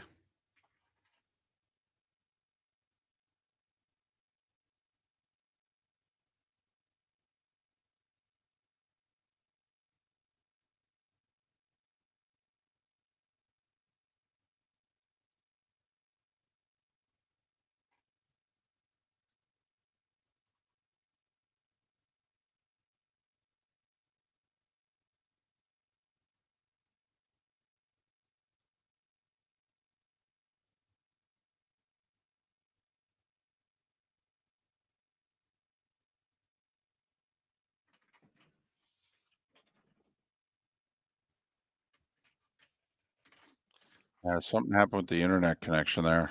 Yeah. Don't know on what end, but StreamYard disconnected on me. Golly. I can't believe it. I'm going to have to leave tomorrow. Golly.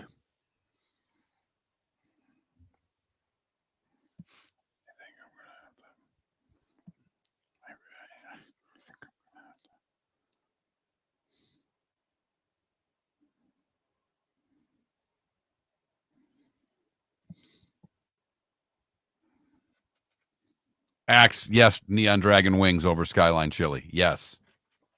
That's funny. The Neon Dragon. Wow.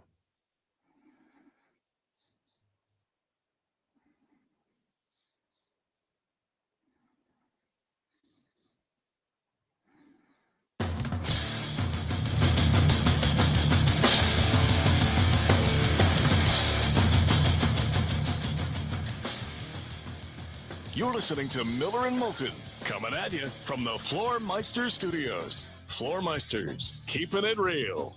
And now, here's Mark Miller and David Moulton. It is the Diamond District bonus hour, fourth and final hour of Miller and Moulton in the 239 and the 904. Thanks so much for being with us. 3 weeks done in the NFL, 4 weeks done in college football. We have 3 0-3 teams. They're all in the AFC, and one of them is the Jacksonville Jaguars. biggest shock is that one of them is also the Cincinnati Bengals. And at least in the Jaguars case, they started with a tough schedule. 3 playoff teams from a year ago, 2 of them on the road. In the Bengals case, they got home games against New England and Washington, for goodness sakes. What in the world are they doing 0-3? And the Titans, well, they've entrusted the franchise to Will Levis, and enough said. Whew. Would they be at the bottom of your power poll? Would Tennessee be ranked 32nd? It's funny. I actually don't think the rest of the team's all that bad. Actually, I believe if Matthew Stafford was their quarterback, they'd be 3-0. They'd definitely be 2-1. I mean, Green Bay put a thumping on them, but 7 of those points was a pick six. I mean, I think the Titans are decent. I think the defense is good. But Will Levis can't play in the league right now, and, well, he's their quarterback. Tough to win games when that's the case. It really is, David. Just like from a fantasy standpoint, do you just, streaming a defense is just picking up a defense base? Wouldn't you just want to play the defense that's playing against Tennessee right now? Yeah. He seems to be good for a pick six a game. Problem is they've got Miami on Monday night. I think, did I see this correct last night? The Titans are a road favorite against the Dolphins. It's just a point, but they are indeed a road favorite. Think about that. A winless team with a bad second-year quarterback is favored in Miami week 4 without Tua. Holy mackerel. Boy, thank goodness you got the Seattle Lions game for you Monday night. Yes. Yes. Because Tennessee at Miami, that's a barn burner. You've got to be a degenerate gambler to be watching this.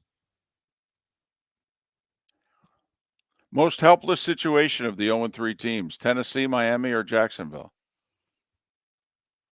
Hopeless. Well, Miami to me feels, Miami's not an 0-3 team. Oh, that's true. My bad. They feel like an 0-3 team. No, they feel like one. That's why I had to pause there for a second. Yeah, so my bad, including Miami in that. So we'll just go with the 0-3s right now. Tennessee, Jacksonville, Cincinnati. Most hopeless? Tennessee. But Jacksonville's right there. Yeah. Isn't Mason Rudolph in Tennessee? Like, I really think the Titans could be fixed with competent quarterback play. The Jaguars look broken. The Dolphins look broken. To me, they do. They look broken. Except for one play against the Jags, by the way. Could somebody tell me, how's Tyreek Hill doing? Tyreek Hill, anybody? Anybody seen him? Tyreek Hill? Anybody? And they just gave him a rich contract extension. Boy, I'll tell you that Chris Greer's having a hell of a year. Hell of a year. Offensive line's fine. Don't worry about it. We're good. Backup quarterback situation, we're fine. Don't worry about it. We're good. Okay. Pass rush is terrific. Our ability to stop the run's good. We shored up our defense in the offseason. No, we're fine. Don't worry about it. We're good. It's all taken care of. Whoo-wee.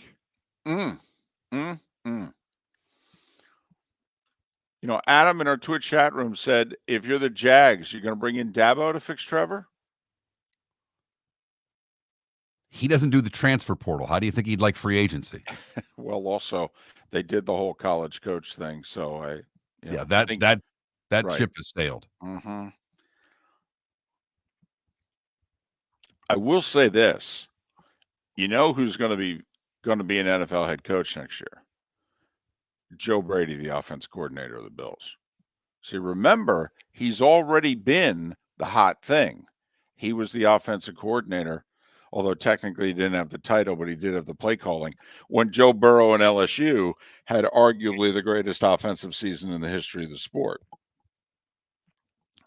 And then he made his way to the NFL, and it he kind of actually was given mid-level coaching positions. It wasn't really working out. And then midway through last year, Sean McDermott got rid of Dorsey as offense coordinator and promoted Joe Brady. And they haven't lost a regular season game since. They're 8-0. Only losses in the playoffs to the Chiefs.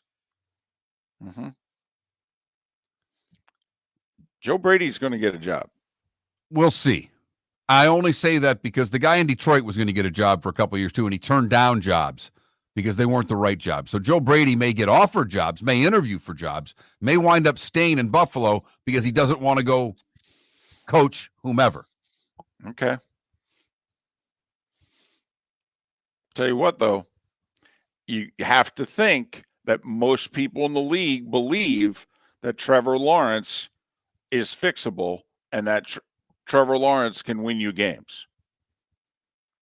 And that Doug Peterson and his offense coordinator, Press Taylor, are going to get the blame for what's going on in Jacksonville, more so than Trevor Lawrence. And that there's going to be Joe Brady and a couple of others who are going to be in interviews going, oh, you give me a shot with him, I'll fix that. Look at what I did with Burrow in college. How's it working out with Josh Allen? Hell, we got rid of our top 2 receivers. How's it working with Josh Allen? Oh, I can make this work. Give me a crack at it. And on the open market, Mark, how many teams are going to have a better quarterback sitting there in the front row of the classroom for you to go teach and work with than the Jags? You start thinking about the jobs that could open up for next year. How many are going to have a better quarterback to work with than the Jags? I mean, put it this way. Tell me, you want if Dak? Cincinnati keeps playing the way they're playing, maybe in Cincinnati, David. Okay, maybe. But I don't think it'll happen at the end of the day, but you want Dak in Dallas or you want Trevor in Jacksonville? Boy, you're hitting me right where I can feel it, David. That is a tough one because I don't like Dak the way you like Dak. Nope. But right now, ownership being equal, because I wouldn't want to go to Dallas and work for that guy. But based on quarterbacks, I think right now I'd go play with Dak. So you'd take Dak over Trevor, but what's you wouldn't. Trevor done in the league? Well, I mean, not a damn thing. Well, that's not true. He won a division title in a playoff game just 2 years ago. All right, for a franchise that's had very little success in the last 20 plus years. I mean, it was. I mean, Mark, an hour ago they were tied with the best record in the AFC. Thanksgiving of last year, they had the same record as the Chiefs. 10.5 months ago. They were 14-4 in their last 18 NFL games with that guy at quarterback in his 3rd year in the league. But you look at his touchdown interception ratio. I know look it's at a not lot good. of other numbers. They're not good. No, they're not. There's no doubt. I mean, we've got guys in the Twitch chat room who have not been Trevor guys from the beginning. All right. And they're like, look at his numbers. His average season is 19 TDs, 13 interceptions. We had Sal Palantonio on the show before the season started and said, Trevor Lawrence had the 4th most turnovers at the position last year. That's got to stop. Josh Allen had more than he did. He did. I know. I mean, listen, with these quarterbacks, Mark, there's a stat. You want one loss record, you want TDs, interceptions, you want turnovers. There's a stat. You make any argument that you want. The old adage about statistics. Stare at them long enough, they'll tell you what you want it to tell you. Right now, the only thing I can think of is that interception to DeMar Hamlin. It's tough for me to trust that quarterback because it's one of the worst passes I've seen from the upright position this year. Mark, that's one of the worst passes from a totally clean pocket with a wide open middle of the field that you've ever seen. No, seriously. This is those ceremonial first pitches at baseball games. That's how bad of a throw that was. I mean, comparatively, from a professional, from a guy who's tied, by the way, for the second highest paid quarterback in the league when his extension kicks in. He missed that receiver by 5 yards. It was a 15-yard throw with a wide open pocket. It was literally on that one play, okay, the two Bills rushers got pushed to one side, the two Bills rushers got pushed to another. That was Wide step up in the open. pocket, deliver the ball. Every quarterback in the league can make that throw.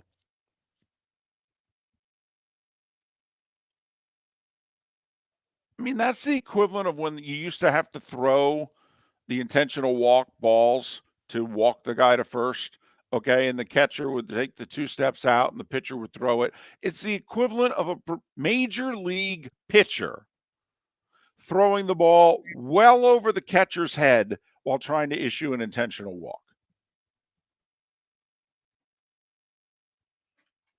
It was horrendous.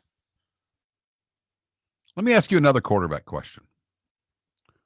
Who should the Dolphins try to go get? Let's just say Tua's done for more than I know they're trying to bring him back, but they get a setback. The concussion protocol, it is what it is. It's going to be 6. It's going to be 8 weeks. What do you do if you're the Dolphins? Do you call for Bryce Young? I actually thought about that last night because I'm actually thinking in the offense that he ran in college and what McDaniel would want to do with them. That there's a part of me, the problem is, do you give up a 3rd round pick to kick the tires on them for 10 games this year? And then what if it doesn't work out? There's a part of me, Mark, that thinks if I'm the Dolphins, first off, if Tua's healthy, I don't need to do anything. Okay, now I need to add a quarterback next year. But for right now, I don't need to do anything. But for the future? American Paint Supplies, for nearly 30 years, is your one-stop shop for all your coating needs. If you are a designer, a contractor, a professional painter, or a weekend warrior, American Paint Supplies is the place where experts go to get expert solutions. At 6100 Shirley Street in Naples off of Pine Ridge, American Paint Supplies delivers the best solutions with the best products with the best support. Meet Gene and his team today at American Paint Supplies. Call 239-566-2700. That's 566-2700 or online at AmericanPaintSupplies.net. Wine glasses never fall over until you get a brand new rug. Oh no! Ketchup bottles act normal till you're wearing a new shirt. Oh, you kidding me? And rocks slide peacefully on the road till the day you get a brand new windshield. Then they fly up off the road and attack without mercy. That's why new windshields from Glass Doctor come with our windshield protection plan. Unlimited repairs and 1 replacement for 12 months. Don't just fix it, protect it. Glass Doctor, a neighborly company. Gentlemen, as your wife mentioned getting new flooring, but you don't want to go through the hassle, well, go see the Floor Meisters in Naples next to Costco. They understand your time and money are important, so they'll make it as painless as possible. With a huge in-stock selection of carpet and Cortec, they can get you the floor your wife's been asking for. They carry wood, vinyl, carpet, and tile. If you do it yourself, no problem. They can handle that as well. So go see TJ at the Floor Meisters and tell them, just keeping it real. The Cape Coral Police Department is growing. They are currently looking for police officers and are offering a $10,000 signing bonus to newly hired officers. If you desire a career in law enforcement, or if you are already in law enforcement and thinking about making a move to a better agency, think Cape Coral Police Department. If you're looking for a police department that is committed to excellence, that invests in the highest level of training, state-of-the-art equipment, and some of the highest compensation in all of Southwest Florida, then the Cape Coral Police Department is for you. Visit capecops.com. That's capecops.com. This is Miller and Moulton.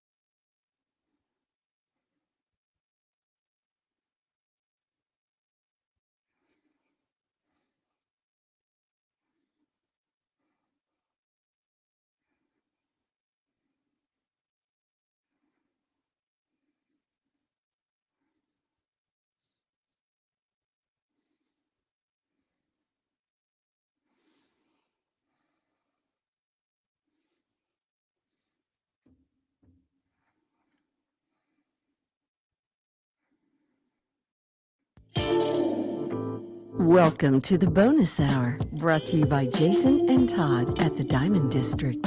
And now, here's Mark Miller and David Moulton.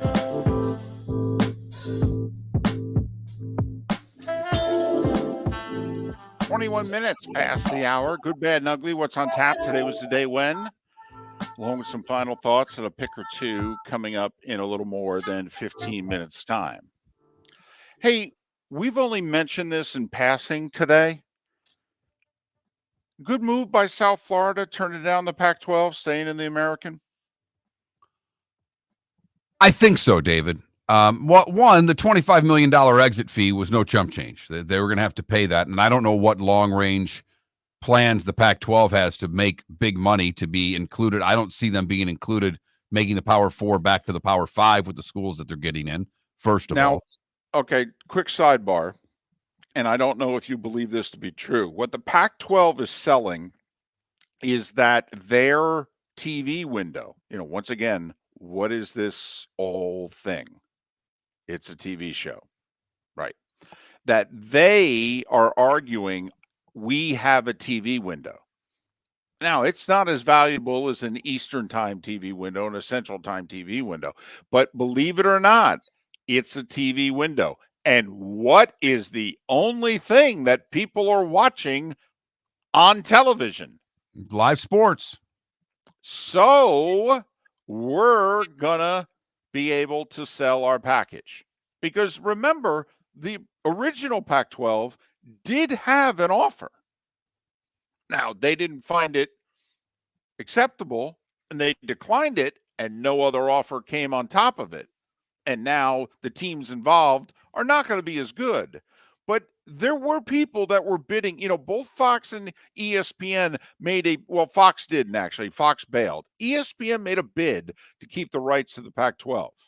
They found it unacceptable. Amazon made a bigger bid, significantly bigger bid, to be the exclusive home of the Pac-12. Pac-12 said no. There was no one else. Okay.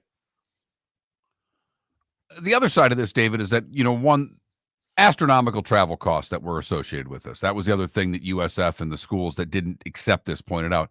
And lastly, I think USF smartly did this because they're holding out for what? The ACC. Well, I think so. I mean, that's what you and I would have been saying behind closed doors. Why are we doing this when the conference for us to join is in our own region? And if that conference is going to have some turmoil here in the next 2 to 3 years, whenever this Florida State Clemson thing gets resolved, unless they actually work out a deal, all right, there's going to be a home for us. And if not, well, we could probably pick up the phone 2-3 years from now and say, oh, okay, who wants us? Big 12, Pac-12. By the way, who does the Mountain West go to keep their conference alive now? I mean, they're at 7 teams. Oh, I know. And the Pac-12's at 7. So they both need to add a team. Don't they do it at the expense of Conference USA? I mean, I would think that's where the Mountain West goes. There was an interesting report on the table last night. I have not seen it prove out to be true, that Gonzaga was going to leave the West Coast Conference and join the Pac-12 and get a full share, even though they don't play football. That's how big of a basketball draw that they would be in their conference. And some of the very good basketball Mountain West programs are leaving to go to the Pac-12. That was out there last night. A couple people reporting it. Has not been confirmed by any of the schools or the leagues involved. But I just wanted to throw that out there. Some talk that's going on once again on this shell game that is big-time college sports. All right, back to football. Sam Darnold's on a 1-year, $10 million deal. Sam Darnold's going to be a free agent next year. Well, let's just say he has as good a year as Geno 2 years ago and Baker last year. You're the Vikings. You drafted the future. It's JJ. I mean, are you really going to pay Sam and keep JJ a backup? No. No. Sam's auditioning for the rest of the league. is what he's I doing. will say he throws a 12-4 up there. He makes things really uncomfortable for you in Minnesota. Oh, there's no doubt. There's no doubt. But what do you think? Once again, the general manager, and we're going to assume if they have a really good year, he's going to keep his job. And the head coach, same thing. Who do they want? Who'd they go get? I mean, they're going to look at the owner and go, well, I can do the same thing with this guy, maybe even better. And for that matter, he's cheaper. He ain't going to make $10 million till his 5th year in the league. So that's number one, that if Sam Darnold could be the veteran out there of choice. Never mind if any other veterans, get let go. I mean, once again, people keep mentioning Russell Wilson. I wouldn't bring Russell Wilson into the Dolphins offense. Mike McDaniel has not shown he's willing to change. Russell's never been in a timing offense. All right. I wouldn't do it. And I'm a Russell Wilson guy. So I'm a no on Russell Wilson. Never mind the fact he's 35 years old and now he's getting hurt. But Mark, if Tua's done and they have to move off of Tua, that first off, the answer could be Sam Darnold. Very well could be. While they draft whoever Sam Darnold's replacement is this year. There you go. Which seems to clearly be what the Dolphins are going to have to do anyway. You can't trust Tua's health going forward, even if he comes back in a month and plays the rest of the year. So you're going to have to draft somebody anyway, who may not like that he's walking into a Favre Rodgers situation, is going to have to wait a few years, but life's tough. Cash the checks. So I think the Dolphins are drafting a quarterback no matter what. I think the question is Tua healthy enough to be their veteran quarterback in 2025, or do the Dolphins need to get in the front of the line and win the Sam Darnold sweepstakes? And if he continues to play the way he is, there will be a sweepstakes because there are teams that need a quarterback. We've already seen it. Vegas needs a quarterback. Right. I mean, even with Justin Fields 3-0, is he really the answer in Pittsburgh? We'll find out as the year goes on. I don't know. Carolina, are they really going to go forward into next year with Andy Dalton being the guy? No, but Darnold already didn't work out in Carolina. You think he'd go back even though the regime is different? Maybe try another New York team when Daniel Jones is done with the Giants. You got the situation in Nashville. They certainly look like they're going to need a quarterback. Once again, the free agency happens before the draft. So you have to make your decision on Sam Darnold or whoever else very early to mid-March. The draft's not till the end of April.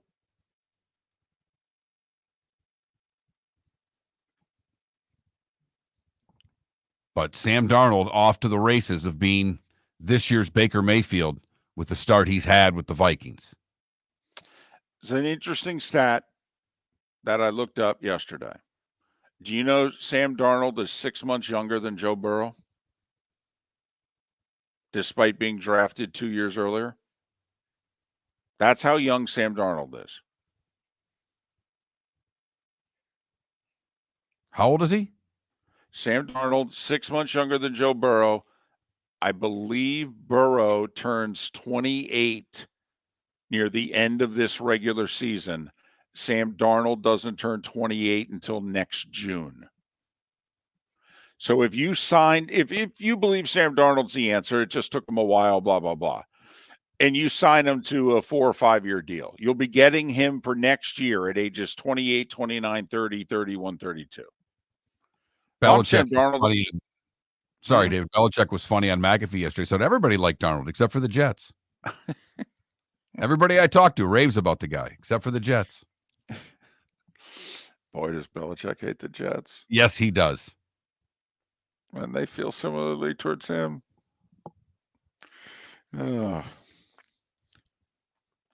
for those, that's what I would do if I'm the Dolphins. Obviously, I'm hoping Tua comes back. I'm drafting somebody anyway.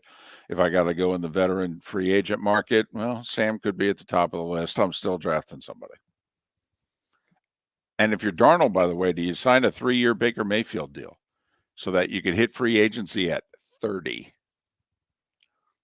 Good, bad, and ugly. What's on tap? Today was the day when. It's all coming up next.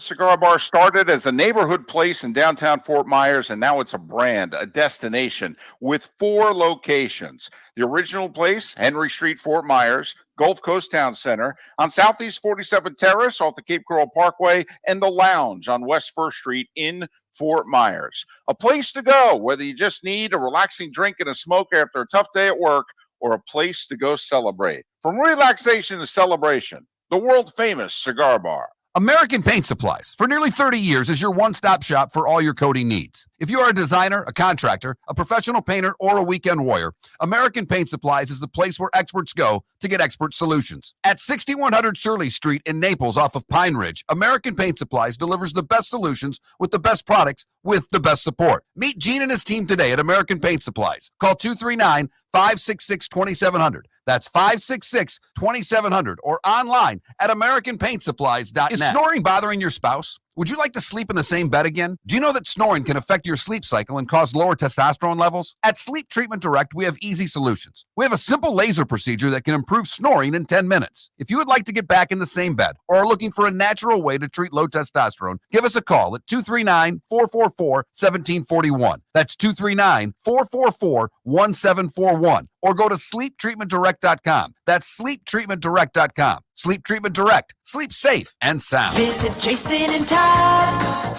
at the Diamond District. A natural diamond is the oldest artifact you will ever touch, and each is one of a kind. Jason and Todd at the Diamond District would like to meet you personally and share their love of natural diamonds and the positive impact of purchasing a natural diamond. We promise that in our vault sits the largest selection of GIA certified natural diamonds at the most competitive prices in the world. Jason and Todd look forward to shaking your hand and welcoming you to their Diamond District family. This is Miller and Moulton.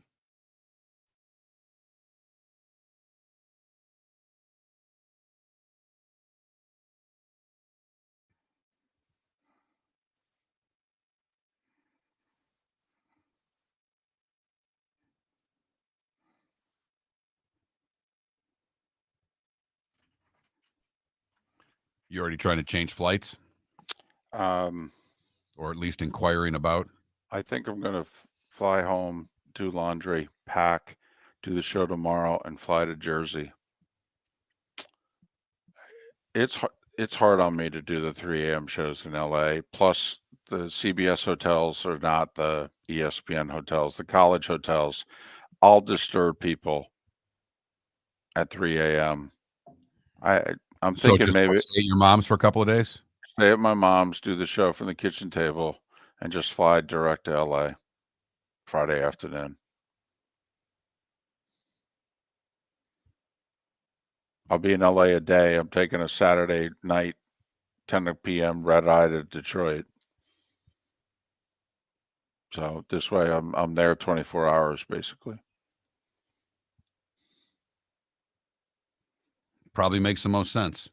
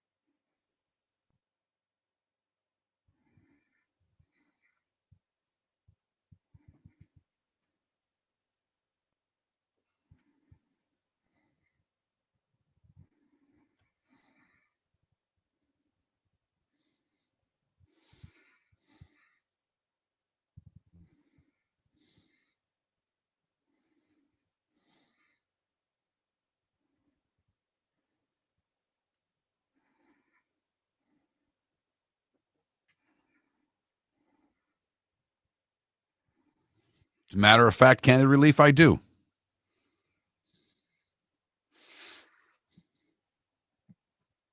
With your son, right? I was. Now he's my teammate. Oh, really?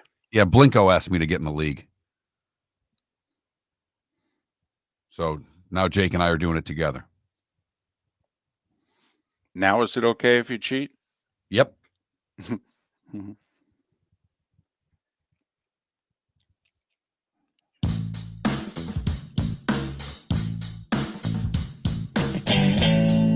Welcome back to Miller and Moulton. Text the guys what's in your mind at 21,000. That's 21000. And now, here's David Moulton.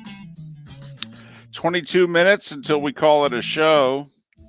Thanks so much for being with us on this Tuesday. We'll have the folks from Pro Football Network on tomorrow. Seth Everett, Bud Elliott, Chris Perkins to talk Dolphins. Oh, he'll be in rare form. Oh, boy.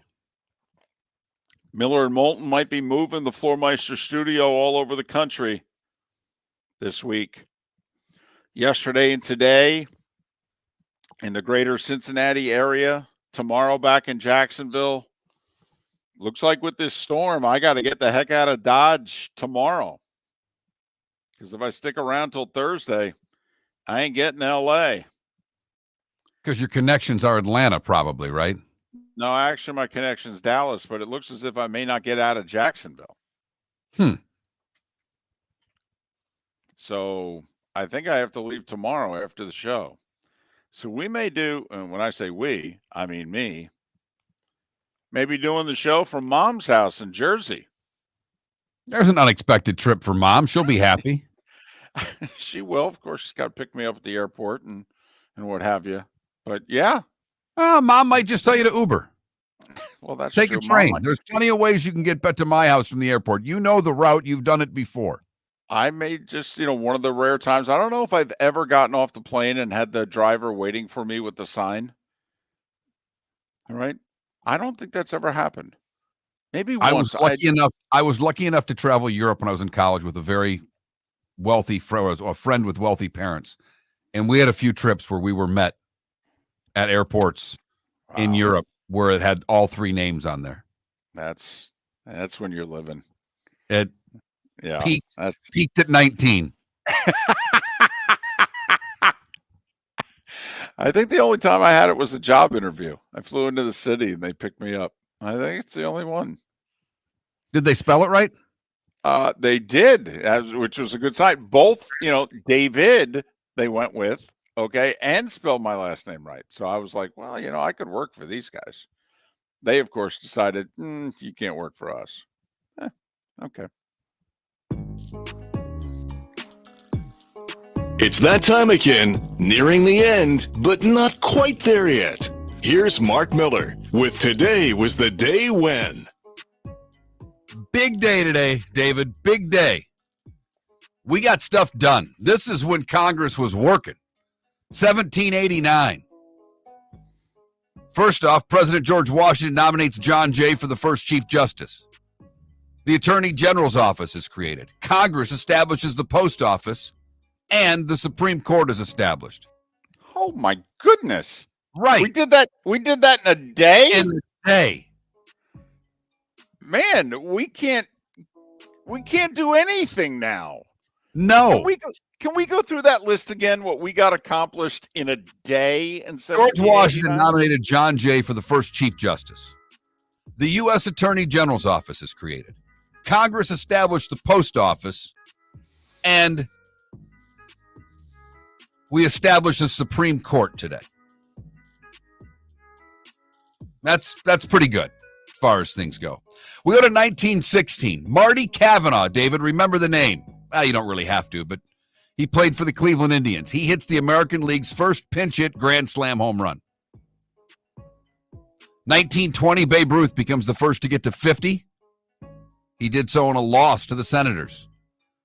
Jailhouse Rock, released by Elvis, today in 57.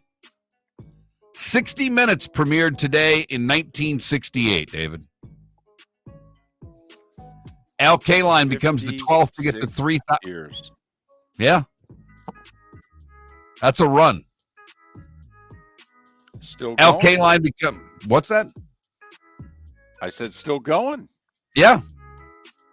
I'm trying to. Al Kaline is the 12th to get 3,000 hits today in 74.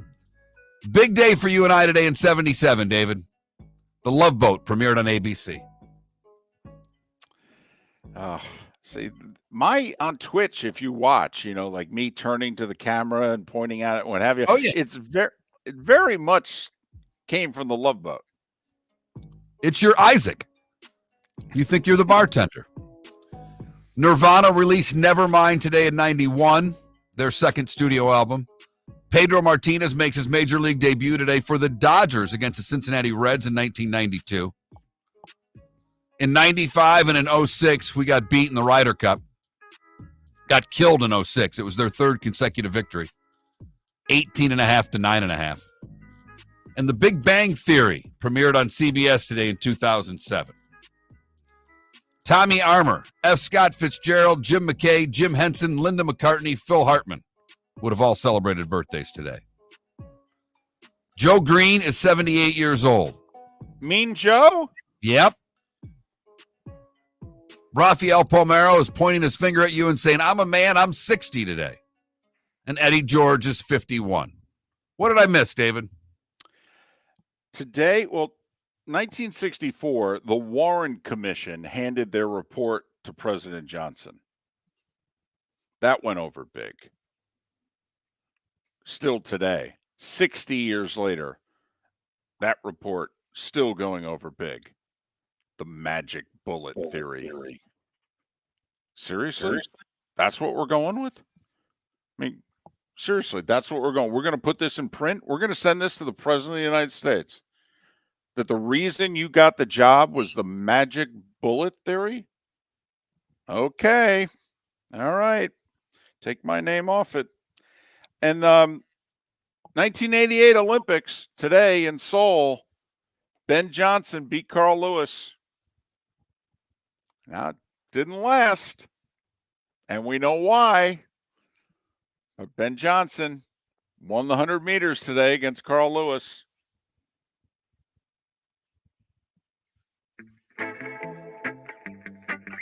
Time to see life a little bit differently. Here's Mark Miller with the good, the bad, and the ugly. What you got, Mark? For the good, we go to Louisiana, and what could have been a tragic ugly turns out to be a good because a 10-year-old girl got lost in dense Louisiana woods after sleepwalking out of her home. Thanks to a drone pilot with some thermal imaging, they found her. She went missing around 10 p.m. on September 14th. They would find her the next morning. Man traveled 40 miles from his home with his drone with thermal image capabilities and found the young girl. Quite a story. For the bad, we go to Colorado, where a bear wandered into a middle school cafeteria Monday morning. Near Aspen, wildlife personnel were informed that a black bear cub was found inside the cafeteria at the Aspen School District Middle School. No one was injured. The cub was relocated, and all the students were back to their regular morning activities. That's very Colorado, isn't it? The bear stumbling into the cafeteria. Very much so. Finally, the ugly, we go to Cape Coral, where a family had spent hours setting up their Halloween decorations. They had an Addams Family inflatable. They had lights. They had extension cords. They even had Frankenstein's hand. They left for about 20 minutes when some scumbags ransacked everything. They found one of their decorations damaged and discarded down the street. Everything else was ripped apart. That wasn't stolen. Family has no idea who did it. They filed a police report, but are uncertain if they will ever get any results or ever bother redecorating their Halloween decorations. And that, David, is the good, the bad, and the ugly on today, Tuesday, September the 24th, brought to you by the Cape Coral Police Department. Go to capecops.com. That's capecops.com. They are seeking new officers and are recruiting actively for them. You can get a $10,000 sign-on bonus by signing on with the Cape Coral Police Department. Go to capecops.com. Final week of the Major League Baseball season. Everybody in action today. There's a day game, 1 o'clock. I can't wait.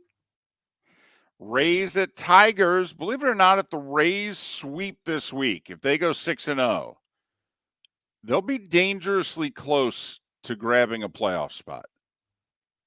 They really will, because in order to sweep the week, they have to beat the Tigers 3 in a row. And they would be just a game behind Detroit if they completed the sweep.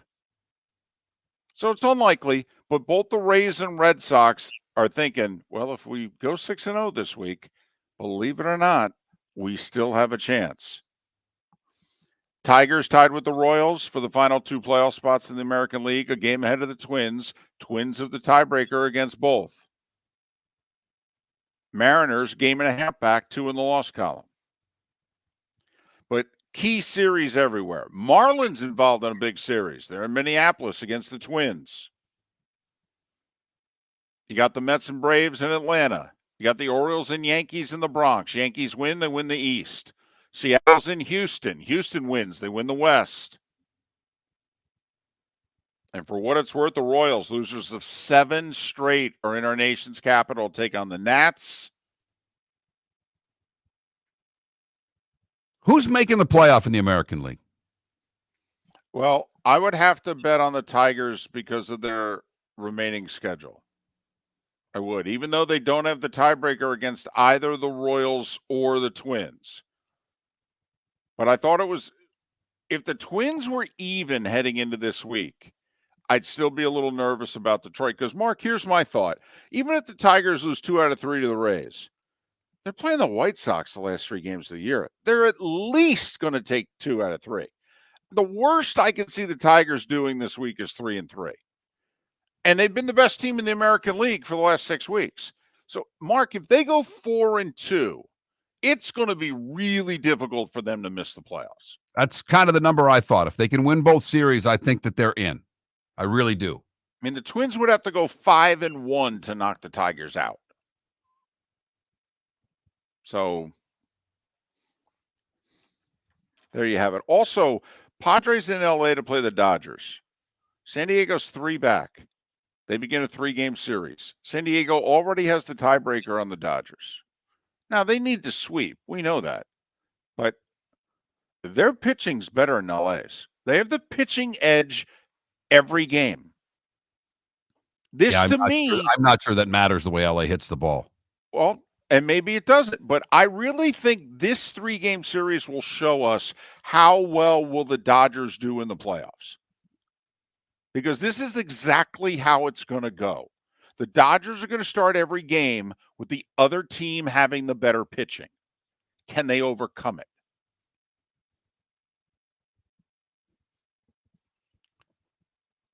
So that's a little look at what's going on in baseball today, as the wild card races are, well, they're as hot as they're going to get. And as we brought up earlier in the show, the Mets and Braves playing 3, but weather could be a factor by the end of this series with the tropical storm that's going to linger its way up into the Panhandle.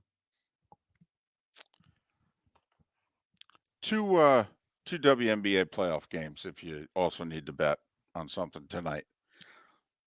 The home teams are heavy favorites. It's game 2 of a best of 3, and the home teams won game 1. So Atlanta trying to keep their season alive in New York against the Liberty. Liberty are 12.5-point favorites. And Vegas, 7.5-point favorites, the 2-time defending league champions. 7.5-point home favorites against Seattle. Just if you need something to bet on. Just saying. If you need something to bet on, bet baseball. Do that for me, would you please? All right. I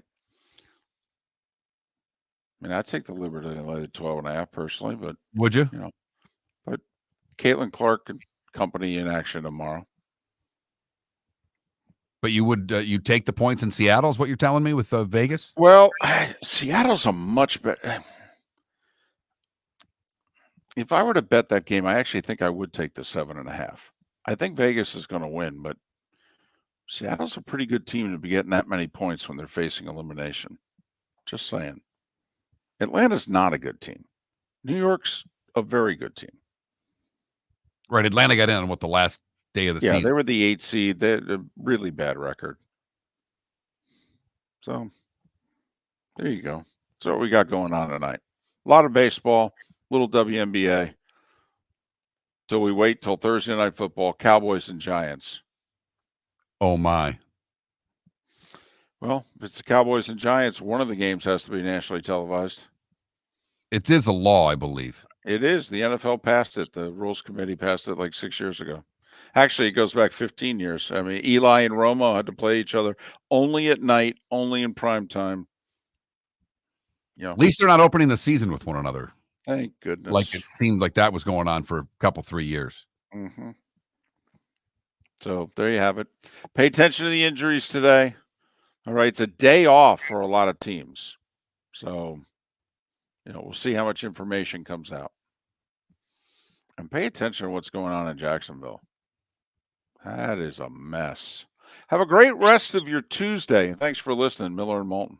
American Paint Supplies, for nearly 30 years, is your one-stop shop for all your coating needs. If you are a designer, a contractor, a professional painter, or a weekend warrior, American Paint Supplies is the place where experts go to get expert solutions. At 6100 Shirley Street in Naples off of Pine Ridge, American Paint Supplies delivers the best solutions with the best products with the best support. Meet Gene and his team today at American Paint Supplies. Call 239-566-2700. That's 566-2700 or online at AmericanPaintSupplies.net. Gentlemen, as your wife mentioned getting new flooring, but you don't want to go through the hassle, well, go see the Floor Meisters in Naples next to Costco. They understand your time and money are important, so they'll make it as painless as possible. With a huge in-stock selection of carpet and Cortec, they can get you the floor your wife's been asking for. They carry wood, vinyl, carpet, and tile. If you do it yourself, no problem. They can handle that as well. So go see TJ at the Floor Meisters and tell them, just keeping it real. Mark Miller for Molly Maid. Why Molly Maid, you ask? Trust. Moulton was a customer for 15 years. Affordability. Didn't I just say Moulton was a customer for 15 years? Worry-free services. Our professional house cleaners are fully insured and a 24-hour warranty. Call Molly Maids today at 239-774-5839. That's 239-774-5839 or online at mollymaid.com/FTMYERS. That's mollymaid.com/FTMYERS. At Physical Therapy and Balance Centers, our goal is to help you love your life. When your life is sidelined by an injury, dizziness, surgery, or condition keeping you from doing what you love, we're here to help you heal and feel your best. Our therapist evaluation will determine the root cause of your health challenges, resulting in a unique treatment plan customized just for you. Visit www.physical.com to find your nearest location and see how we can help you love your life. Visit Jason and Todd at the Diamond District. When you enter the Diamond District, you will quickly discover what makes Jason and Todd so unique to Southwest Florida. Within the walls of the Diamond District, you'll find many of America's top jewelry designers who have chosen the Diamond District as their authorized representative in Southwest Florida. Takori, Fana, A. Jaffe, Veragio, Christopher Designs, Shy Creations, Henri Dossi, all names synonymous with excellence and all proudly showcased at the Diamond District. Cape Coral Police Department is growing. They are currently looking for police officers and are offering a $10,000 signing bonus to newly hired officers. If you desire a career in law enforcement, or if you are already in law enforcement and thinking about making a move to a better agency, think Cape Coral Police Department. If you're looking for a police department that is committed to excellence, that invests in the highest level of training, state-of-the-art equipment, and some of the highest compensation in all of Southwest Florida, then the Cape Coral Police Department is for you. Visit capecops.com. That's capecops.com. This is Miller and Moulton.